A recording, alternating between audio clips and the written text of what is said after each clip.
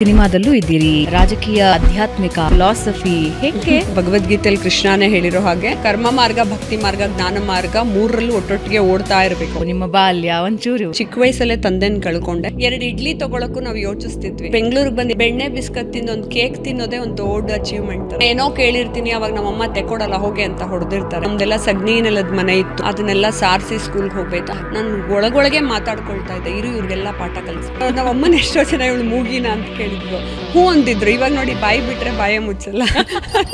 ತುಂಬಾ ಬಡತನದಲ್ಲಿದ್ದಾಗ ಅನಿವಾರ್ಯನೂ ಆಗತ್ತೆ. ನಾನು 6ನೇ ಕ್ಲಾಸಲ್ಲಿ ಇದ್ದೆ. ಇವನ್ ಒಂದು ಬ್ರೆಡ್ ಅಂಡ್ ಜಾಮ್ ತಿನ್ಬೇಕು ಅಂದ್ರೂ ನಾನು ಹೈಸ್ಕೂಲ್ಗೆ ಹೋದ್ಮೇಲೆ ತಿಂದೇನು. ಟೈಲರಿಂಗ್ ಇಷ್ಟು ಚಿಕ್ಕ ಹುಡುಗಿಗ ಯಾರು ಹೇಳ್ಕೊಡ್ತಾರೆ ಹೋಗಿ ಅಂದಿದ್ರು. ಅಮ್ಮ ಟೈಲರಿಂಗ್ ಹೇಳ್ಕೊಟ್ಟು ಯೂನಿಫಾರ್ಮ್ ಗಳನ್ನ ಹೊಲ್ದು 30 ರೂಪಾಯಿ ತಗೋತಿದ್ರು ಭರತನಾಟ್ಯ. ಆಮೇಲೆ ಕಥಕ್ ಅದನ್ನ ಕಲಿಯಕ್ಕೂ ಅರಸೀಕೆರೆಗೆ ಹೋಗಿ ಬೆಳ್ಳೂರಿಂದ ಅಲ್ಲಿ ಕಲ್ತ್ಕೊಂಡ್ಬಂದು ಇಲ್ಲಿ ಮಕ್ಳಿಗೆ ಹೇಳ್ಕೊಟ್ಟು ಅವಾಗಲೇ 10 ರೂಪಾಯಿ ಸಂಪಾದಿಸ್ತಾ ಇದ್ದೆ. ಹೋಗ್ರಿ ಅದಿಲ್ಲ ಇದಿಲ್ಲ ಅಂತ ಬಾಗ್ಲೇ ತೆಗಿತಿರ್ಲಿಲ್ಲ. ಒಂದ್ ಲೋಟ ಅರಮನೆಗೆ ಹೋದ್ರೆ ನೀರು ಕೊಡ್ತಿರ್ಲಿಲ್ಲ.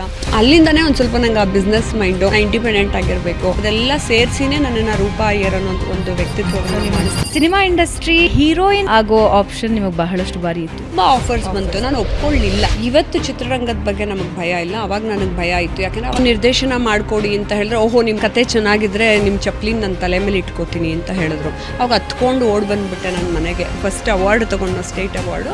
ಅವತ್ತು ಹೇಳಿದೆ, ಸರ್ ಇವತ್ತು ಹೊಸ ಚಪ್ಪಲಿ ಹಾಕೊಂಡಿದ್ದೀನಿ, ಟ್ರೈ ಮಾಡಿ. ಆಕ್ಚುಲಿ ಇವಾಗ ಹೇಳ್ಕೊಳ್ತಿರೋದು ಜಂಬಾ ಅಂತಲ್ಲ, ನಾನು ಸೂಪರ್ ಸ್ಟಾರ್. ಡಾಕ್ಟರ್ ರಾಜ್ಕುಮಾರ್ ಅವ್ರ ಮನೆಗೆ ಹೋದಾಗ ಅದನ್ನೇ ಹೇಳಿದ್ರು. ನೀವು ಕೇಳಿದ ಪ್ರಶ್ನೆ ಹೌದು, ಎಲ್ಲಾ ಹುಡುಗಿರಿಗೂ ಒಂದು ವಯಸ್ಸಲ್ಲಿ ಅದು ಅನ್ಸುತ್ತೆ.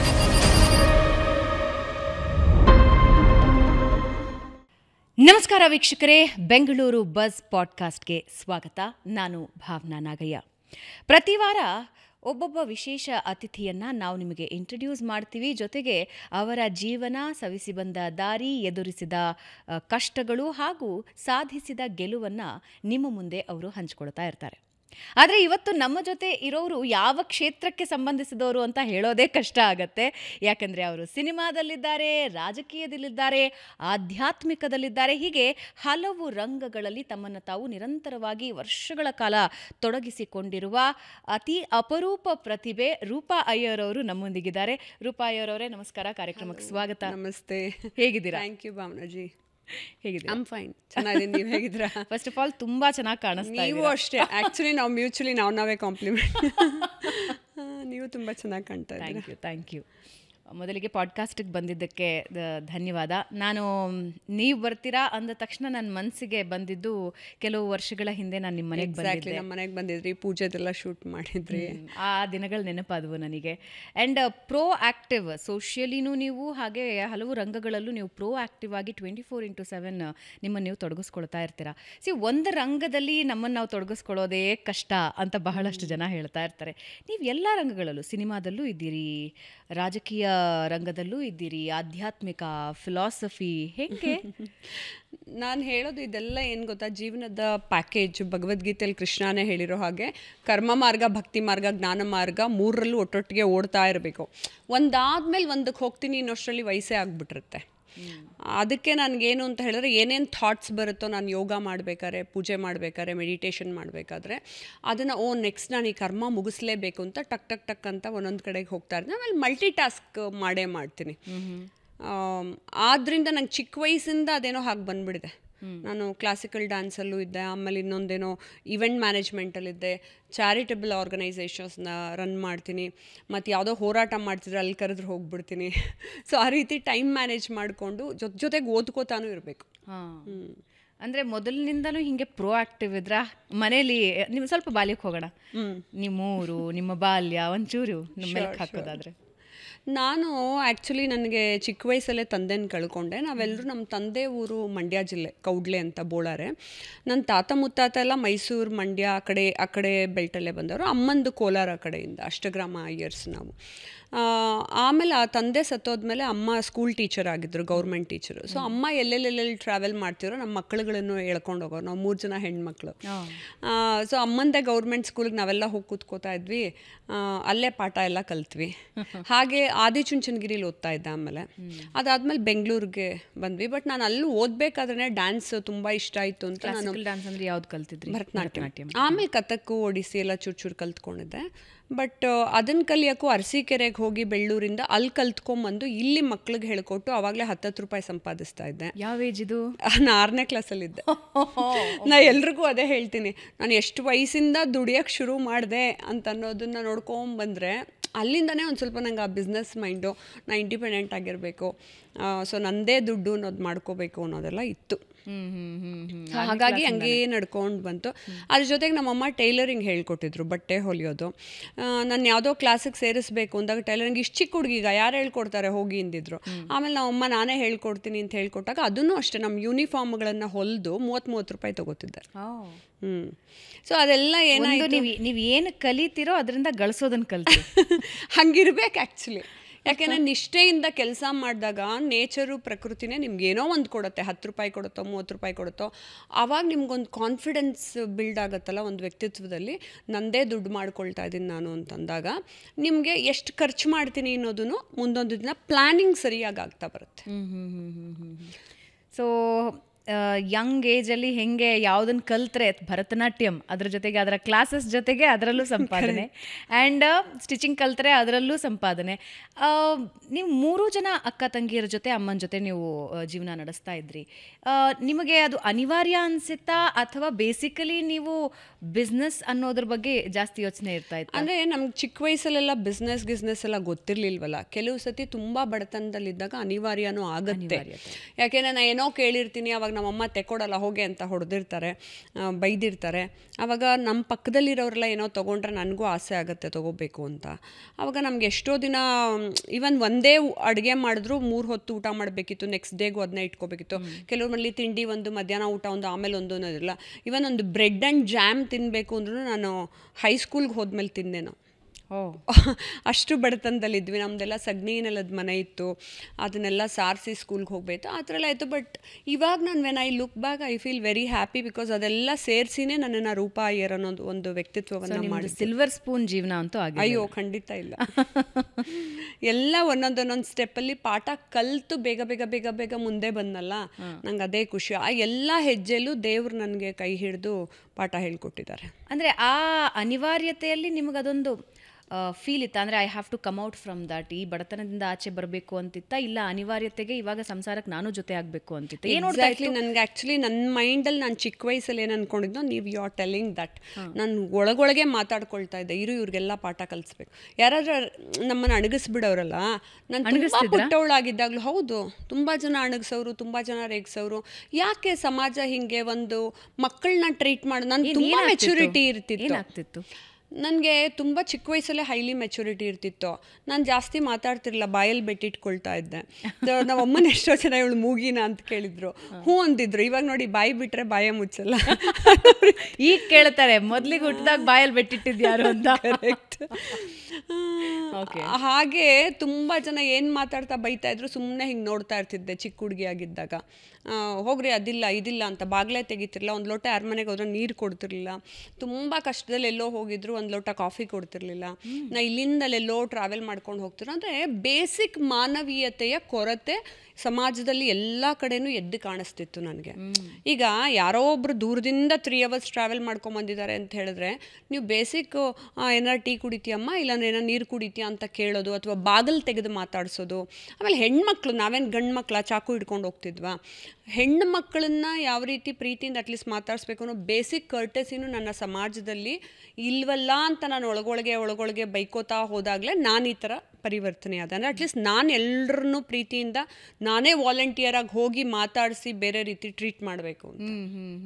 ವಂಡರ್ಫುಲ್. ಸೊ ಈ ಕಷ್ಟದ ದಿನಗಳನ್ನು ನೋಡಿಕೊಂಡು ಅದಕ್ಕೆ ಅಮ್ಮನಿಗೆ ಸಹಾಯ ಮಾಡಿಕೊಂಡೇ ನೀವು ಬೆಳೆದ್ರಿ.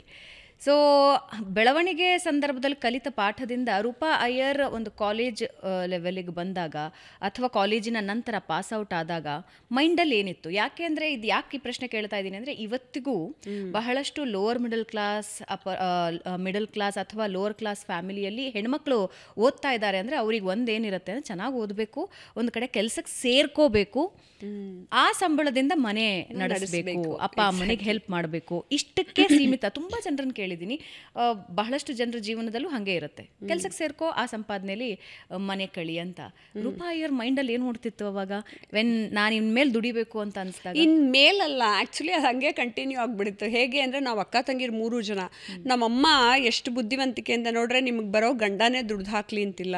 ನೀವು ಮಲ್ಟಿ ಟಾಸ್ಕ್ ಮಾಡೋ ಥರ ನೀನು ಬ್ಯೂಟಿ ಪಾರ್ಲರ್ ಕೋರ್ಸು ಕಲ್ತಿರಬೇಕು, ಟೈಲರಿಂಗ್ ಕಲ್ತಿರಬೇಕು, ಡ್ಯಾನ್ಸ್ ಕಲ್ತಿರಬೇಕು, ಇನ್ನೊಂದೇನೋ ಅಣಬೆ ಬೆಳೆಯೋದು ನ್ಯೂಸ್ ಪೇಪರಲ್ಲಿ ಬಂದಿತ್ತು, ಅದನ್ನು ಕಲ್ತಿರಬೇಕು, ಸ್ಕ್ರೀನ್ ಪ್ರಿಂಟಿಂಗ್ ಕಲ್ತಿರ್ಬೇಕು. ನಮ್ಮಮ್ಮ ಏನೇನು ಕಲ್ಸಿಸಿಲ್ಲ ನಮಗೆ. ಸೊ ಎಲ್ಲ ಕಲ್ಸಿಸಿದ್ರು. ನೀವು ಒಂದ್ರಲ್ಲಿ ಫೇಲ್ ಆದ್ರೂ ಇನ್ನೊಂದು ಕೆಲಸ ಸಿಕ್ಕಲಿ ನಿನಗೆ ಅಂತ. ಸೊ ನಮ್ಮ ಅಕ್ಕನೂ ಒಂದು ಕೆಲಸಕ್ಕೆ ಹೋಗೋಳು, ನಾನು ಒಂದು ಕೆಲಸಕ್ಕೆ ಹೋಗ್ತಿದ್ದೆ, ತಂಗಿನೂ ಒಂದು ಕೆಲಸಕ್ಕೆ ಹೋಗೋಳು. ಅಂದರೆ ನಾವು ಕಾಲೇಜು ಓದ್ಕೊಂಡು ಸಂಜೆ 4 hours ನಾವು ಪಾರ್ಟ್ ಟೈಮ್ ಜಾಬ್ಗೆಲ್ಲ ಹೋಗ್ತಿದ್ವಿ. ಆಮೇಲೆ ನನಗೆ ಲಕ್ಕಿಲಿ ಡ್ಯಾನ್ಸ್ ಅನ್ನೋದು, ನಾನು JP ನಗರಲ್ಲಿ ಸುಭದ್ರಾ ಪ್ರಭುದ್ ಮೇಡಮ್ ಹತ್ರ ಕಲಿತಿದ್ರು ಕೋಣನಕುಂಟೆಗೆ ಹೋಗಿ 2-3 ಸ್ಕೂಲ್ಗಳಲ್ಲಿ ಹೇಳ್ಕೊಡ್ತಾ ಇದ್ದೆ. ಸೊ ಅವಾಗ 500 ರೂಪಾಯಿ ಒಂದೊಂದು ಸ್ಕೂಲಲ್ಲಿ ಕೊಟ್ಟರು ನನ್ನ ಕಾಲೇಜ್ ಫೀಸ್ನ ಕಟ್ಕೋಬಹುದಿತ್ತು.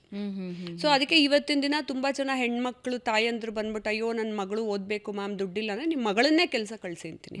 ಬಿಕಾಸ್ ಅವರು ಕಲಿಬೇಕಲ್ಲ. ನೀನು ಇವತ್ತೇ ಹೆದರಿಕೆಯಲ್ಲಿ ಮನೇಲೇ ಕೂತಿದ್ರೆ ನನ್ನ ಮಗಳು ಡಿಗ್ರಿ ಮುಗಿದ್ಮೇಲೆ ಕೆಲಸ ಸಿಗುತ್ತೆ, ಸಿಗದೆ ಹೋದರೆ ಆ್ಯಕ್ಚುಲಿ ನೀವು PU ಓದೋವಾಗ್ಲಿಂದಾನೇ ಪಾರ್ಟ್ ಟೈಮ್ ಜಾಬ್ಗೆ ಹೋಗ್ತಾ ಇದ್ದಾಗ ನಿಮಗೆ ಬರೋ ಸಣ್ಣ ದುಡ್ಡಲ್ಲೇ ನಿಮಗೆ ಜೀವನ ಹೇಗೆ ನಿಭಾಯಿಸಬೇಕು ಅನ್ನೋದು ಗೊತ್ತಾಗ್ತಾ ಹೋಗುತ್ತೆ. ಎಲ್ಲಿ ಉಳಿಸ್ಬೇಕು, ಎಷ್ಟು ಉಳಿಸ್ಬೇಕು, ಎಷ್ಟು ಖರ್ಚು, ಬಸ್ ಚಾರ್ಜ್ಗೆ ಎಷ್ಟಾಗುತ್ತೆ, ಏನು ತಿಂಡಿ ತಿನ್ನಬೇಕು. 2 ಇಡ್ಲಿ ತೊಗೊಳಕ್ಕೂ ನಾವು ಯೋಚಿಸ್ತಿದ್ವಿ, 10 ರೂಪಾಯಿ ಖರ್ಚಾಗ್ಬಿಡುತ್ತೆ, ನಾಳೆಗೆ ಏನಾಗ ಬೇಕಾಗತ್ತೆ ನನಗೆ ಅಂತ. ಸೊ ಅಮ್ಮ ಹಾಗಾದರೆ ತುಂಬ ಇಂಡಿಪೆಂಡೆಂಟ್ ಆಗಿ ಬೆಳೆಸಿದಾರೆ ನಿಮ್ಮನ್ನ. ಎಸ್. ಸೊ ಇವಾಗ ಏನಾದರೂ ಒಂದು ಕಲಿಬೇಕು ಅಂದರೆ ಆಬ್ವಿಯಸ್ಲಿ ಮಕ್ಕಳಿಗೆ ಯಾರು ಕಲಿಸ್ತಿ, ಅಮ್ಮ ಯಾವಾಗಲೂ ಕಲಿ ಕಲಿ ಕಲಿ ಅಂತಿರ್ತಾರೆ ಅಂತ ಯಾವಾಗಾದ್ರೂ ಬೇಜಾರು ಆಗಿರತ್ತೆ ನಿಮಗೆ? ಅಯ್ಯೋ ತುಂಬ ಸರಿ. ಆಗ ಅಮ್ಮ ಏನನ್ನೋರು? ಹೊಡೆಯೋರಲ್ಲ. ಅವಾಗ ನಾವು ಅಮ್ಮನ ನಾವೆಲ್ಲ ಬೈಕೋತಾ ಇದ್ವಿ, ಅಮ್ಮ ನೋಡು ಎಷ್ಟು ಹೇಳ್ತಾರೆ ಅಂತ. ಬಟ್ ಏನಾಗಿತ್ತು, ನಮ್ಗೆ ಅದು ಚಿಕ್ಕ ವಯಸ್ಸಿಂದ ರೂಢಿ ಆಗಿಬಿಡ್ತು. ಅಮ್ಮ ಒಬ್ಬರೇ ಪಾಪ ಗಂಡನ್ನು ಕಳ್ಕೊಂಡು ನಮ್ಗೆ ಅಷ್ಟೆಲ್ಲ 3 ಜನಕ್ಕೆ ಏನೋ ಒಂದು ಮಾಡಿಟ್ಟು ಅವರು ಟೀಚರ್ ಕೆಲಸಕ್ಕೆ ಹೋಗಬೇಕಿತ್ತಲ್ಲ. ಬೆಲ್ಲಾಗೋ ಅಷ್ಟರಲ್ಲಿ ನಮಗೆಲ್ರಿಗೂ ಅಡುಗೆ ಮಾಡಿಟ್ಟು ನಮ್ಮನ್ನೆಲ್ಲ ರೆಡಿ ಮಾಡಿಸಿ ಕರ್ಕೊಂಡು ಎಳ್ಕೊಂಡು ಹೋಗ್ಬೇಕಿತ್ತು. ನಮ್ಗೆ ಅದು ರೂಢಿ ಆಗೋಗಿತ್ತು ಒಂಥರ.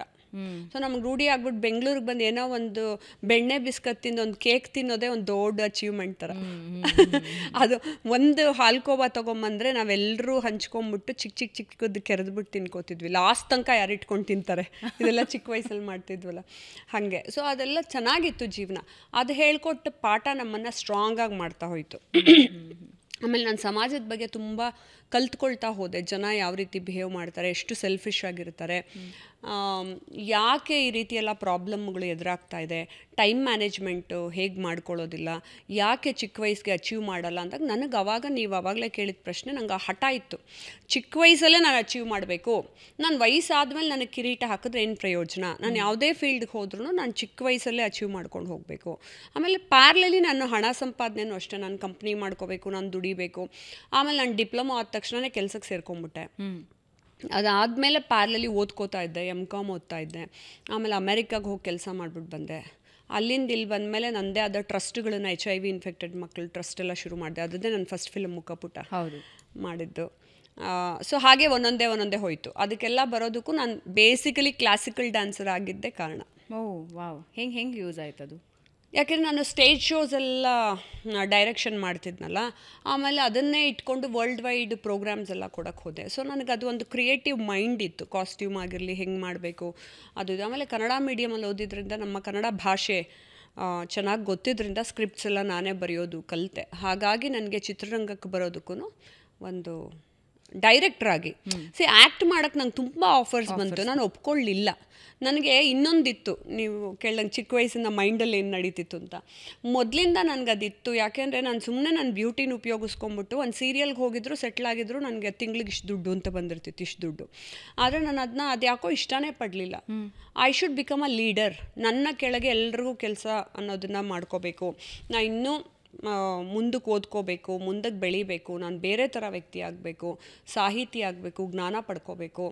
ಸೊ ರೂಪಾಯಿಯರವರು ಸಿನಿಮಾಗೆ ಅಂತಾನೆ ಬಂದವರಲ್ಲ? ಇಲ್ಲ, ನೋ. ಸಿನಿಮಾಗೆ ಅಂತ ಹೋದರೆ ನಾನು ಚಿಕ್ಕ ವಯಸ್ಸಿಂದ ಎಷ್ಟೋ ಫಿಲ್ಮ್ ಮಾಡಿ ಹಾಕ್ಕೊಂಡು ಅದೇ ಫೀಲ್ಡಲ್ಲಿ ಹಂಗಿದ್ದೊಂದು ಜಗಮಗ ವರ್ಲ್ಡ್ ನಿಮ್ಮನ್ನು ಕರೀತಿತ್ತಲ್ಲ, ಯಾಕೆ?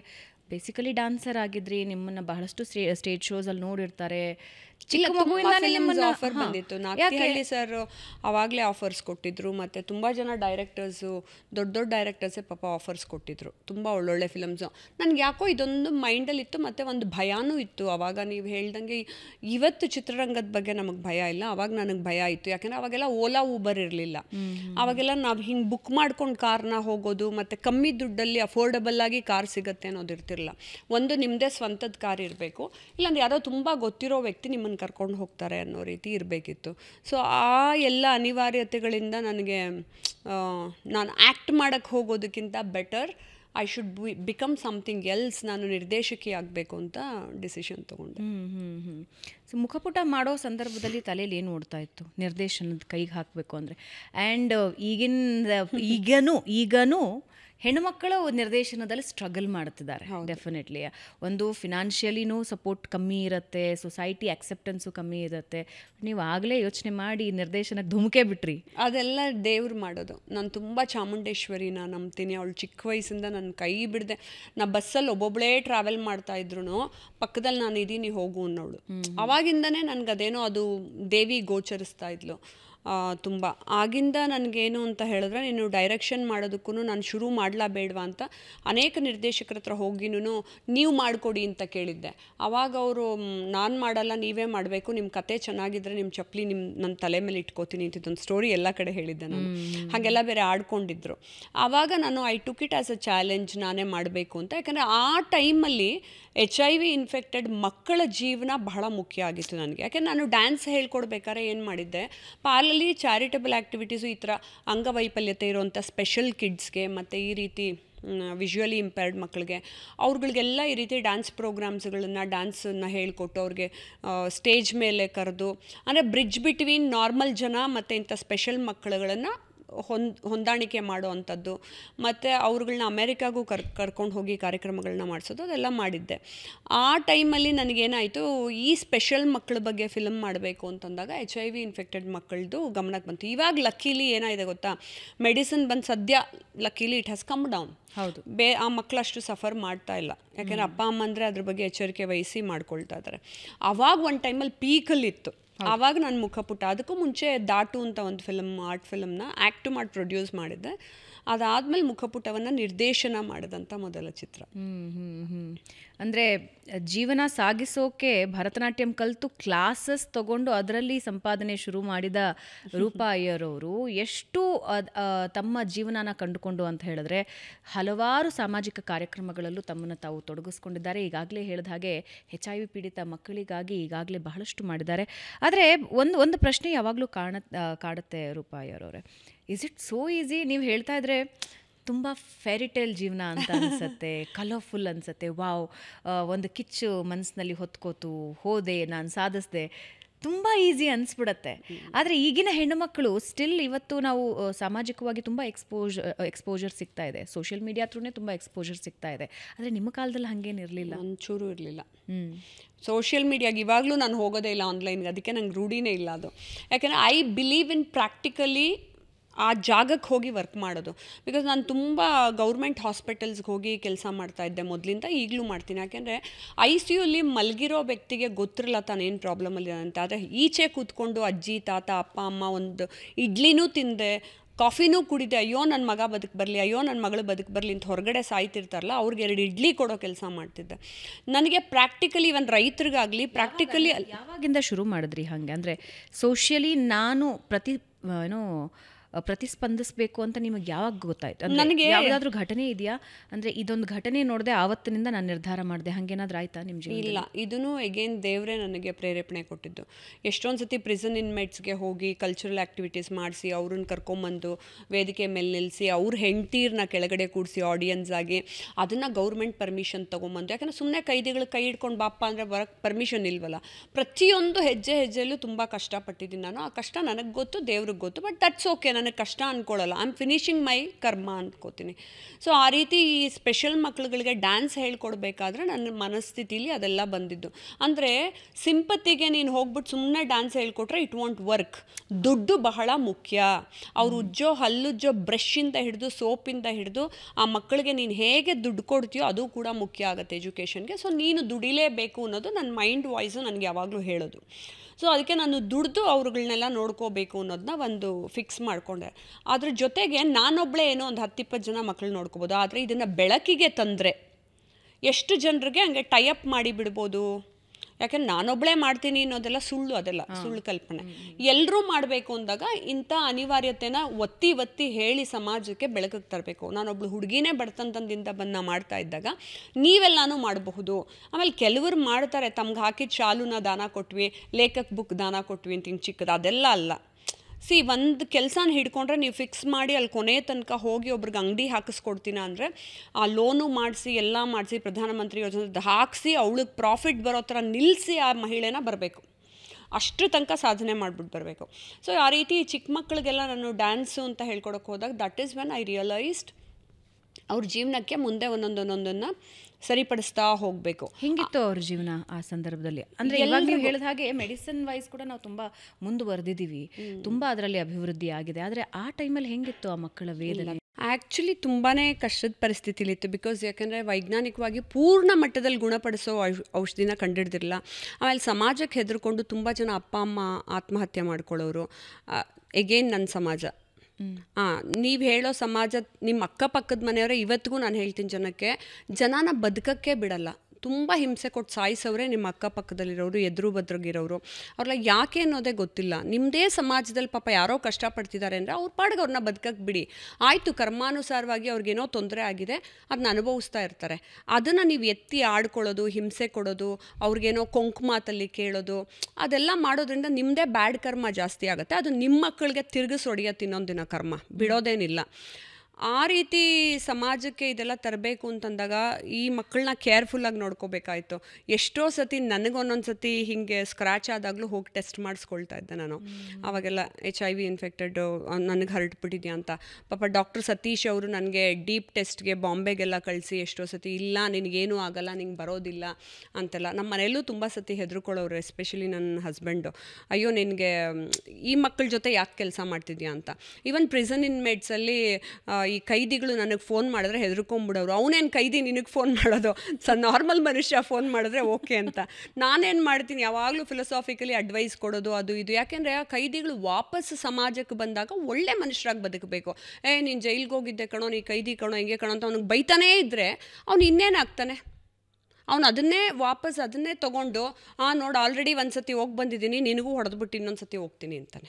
That is how they talk. But still it continues ಅಲ್ಲ? ಅಂದರೆ ಅಂಥ ಏನು ವ್ಯತ್ಯಾಸ ಆಗಿಲ್ಲ, ಇರೋದ್ರಲ್ಲಿ ಒಂಚೂರು ಬದಲಾವಣೆ ಆಗಿದೆ. ಬಟ್ ಕೊಂಕು ಮಾತುಗಳು ಸಮಾಜದಲ್ಲೇನು ಕಮ್ಮಿ ಇಲ್ಲ.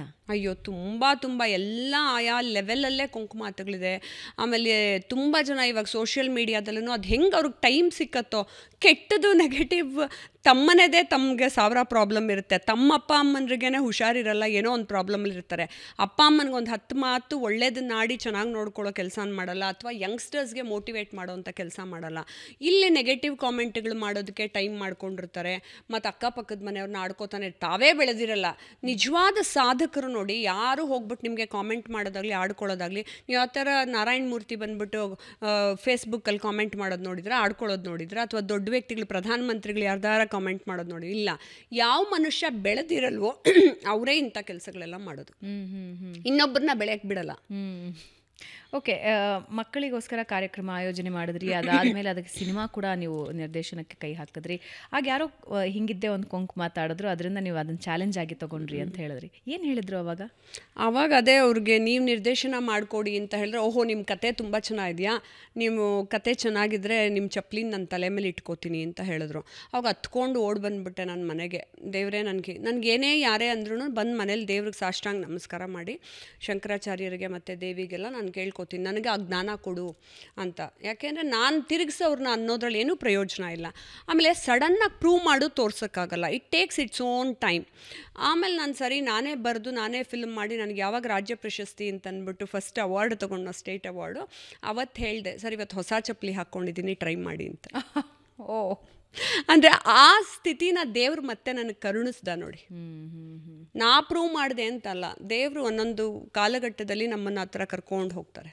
ನಿಸ್ವಾರ್ಥವಾಗಿ ಒಂದು ಪ್ರಯತ್ನ ಪಟ್ಟರೆ ಅದು ಡೆಫಿನೆಟ್ಲಿ ದೇವರ ಜೊತೆಗೆ ನಿಂತ್ಕೊಳ್ತಾನೆ.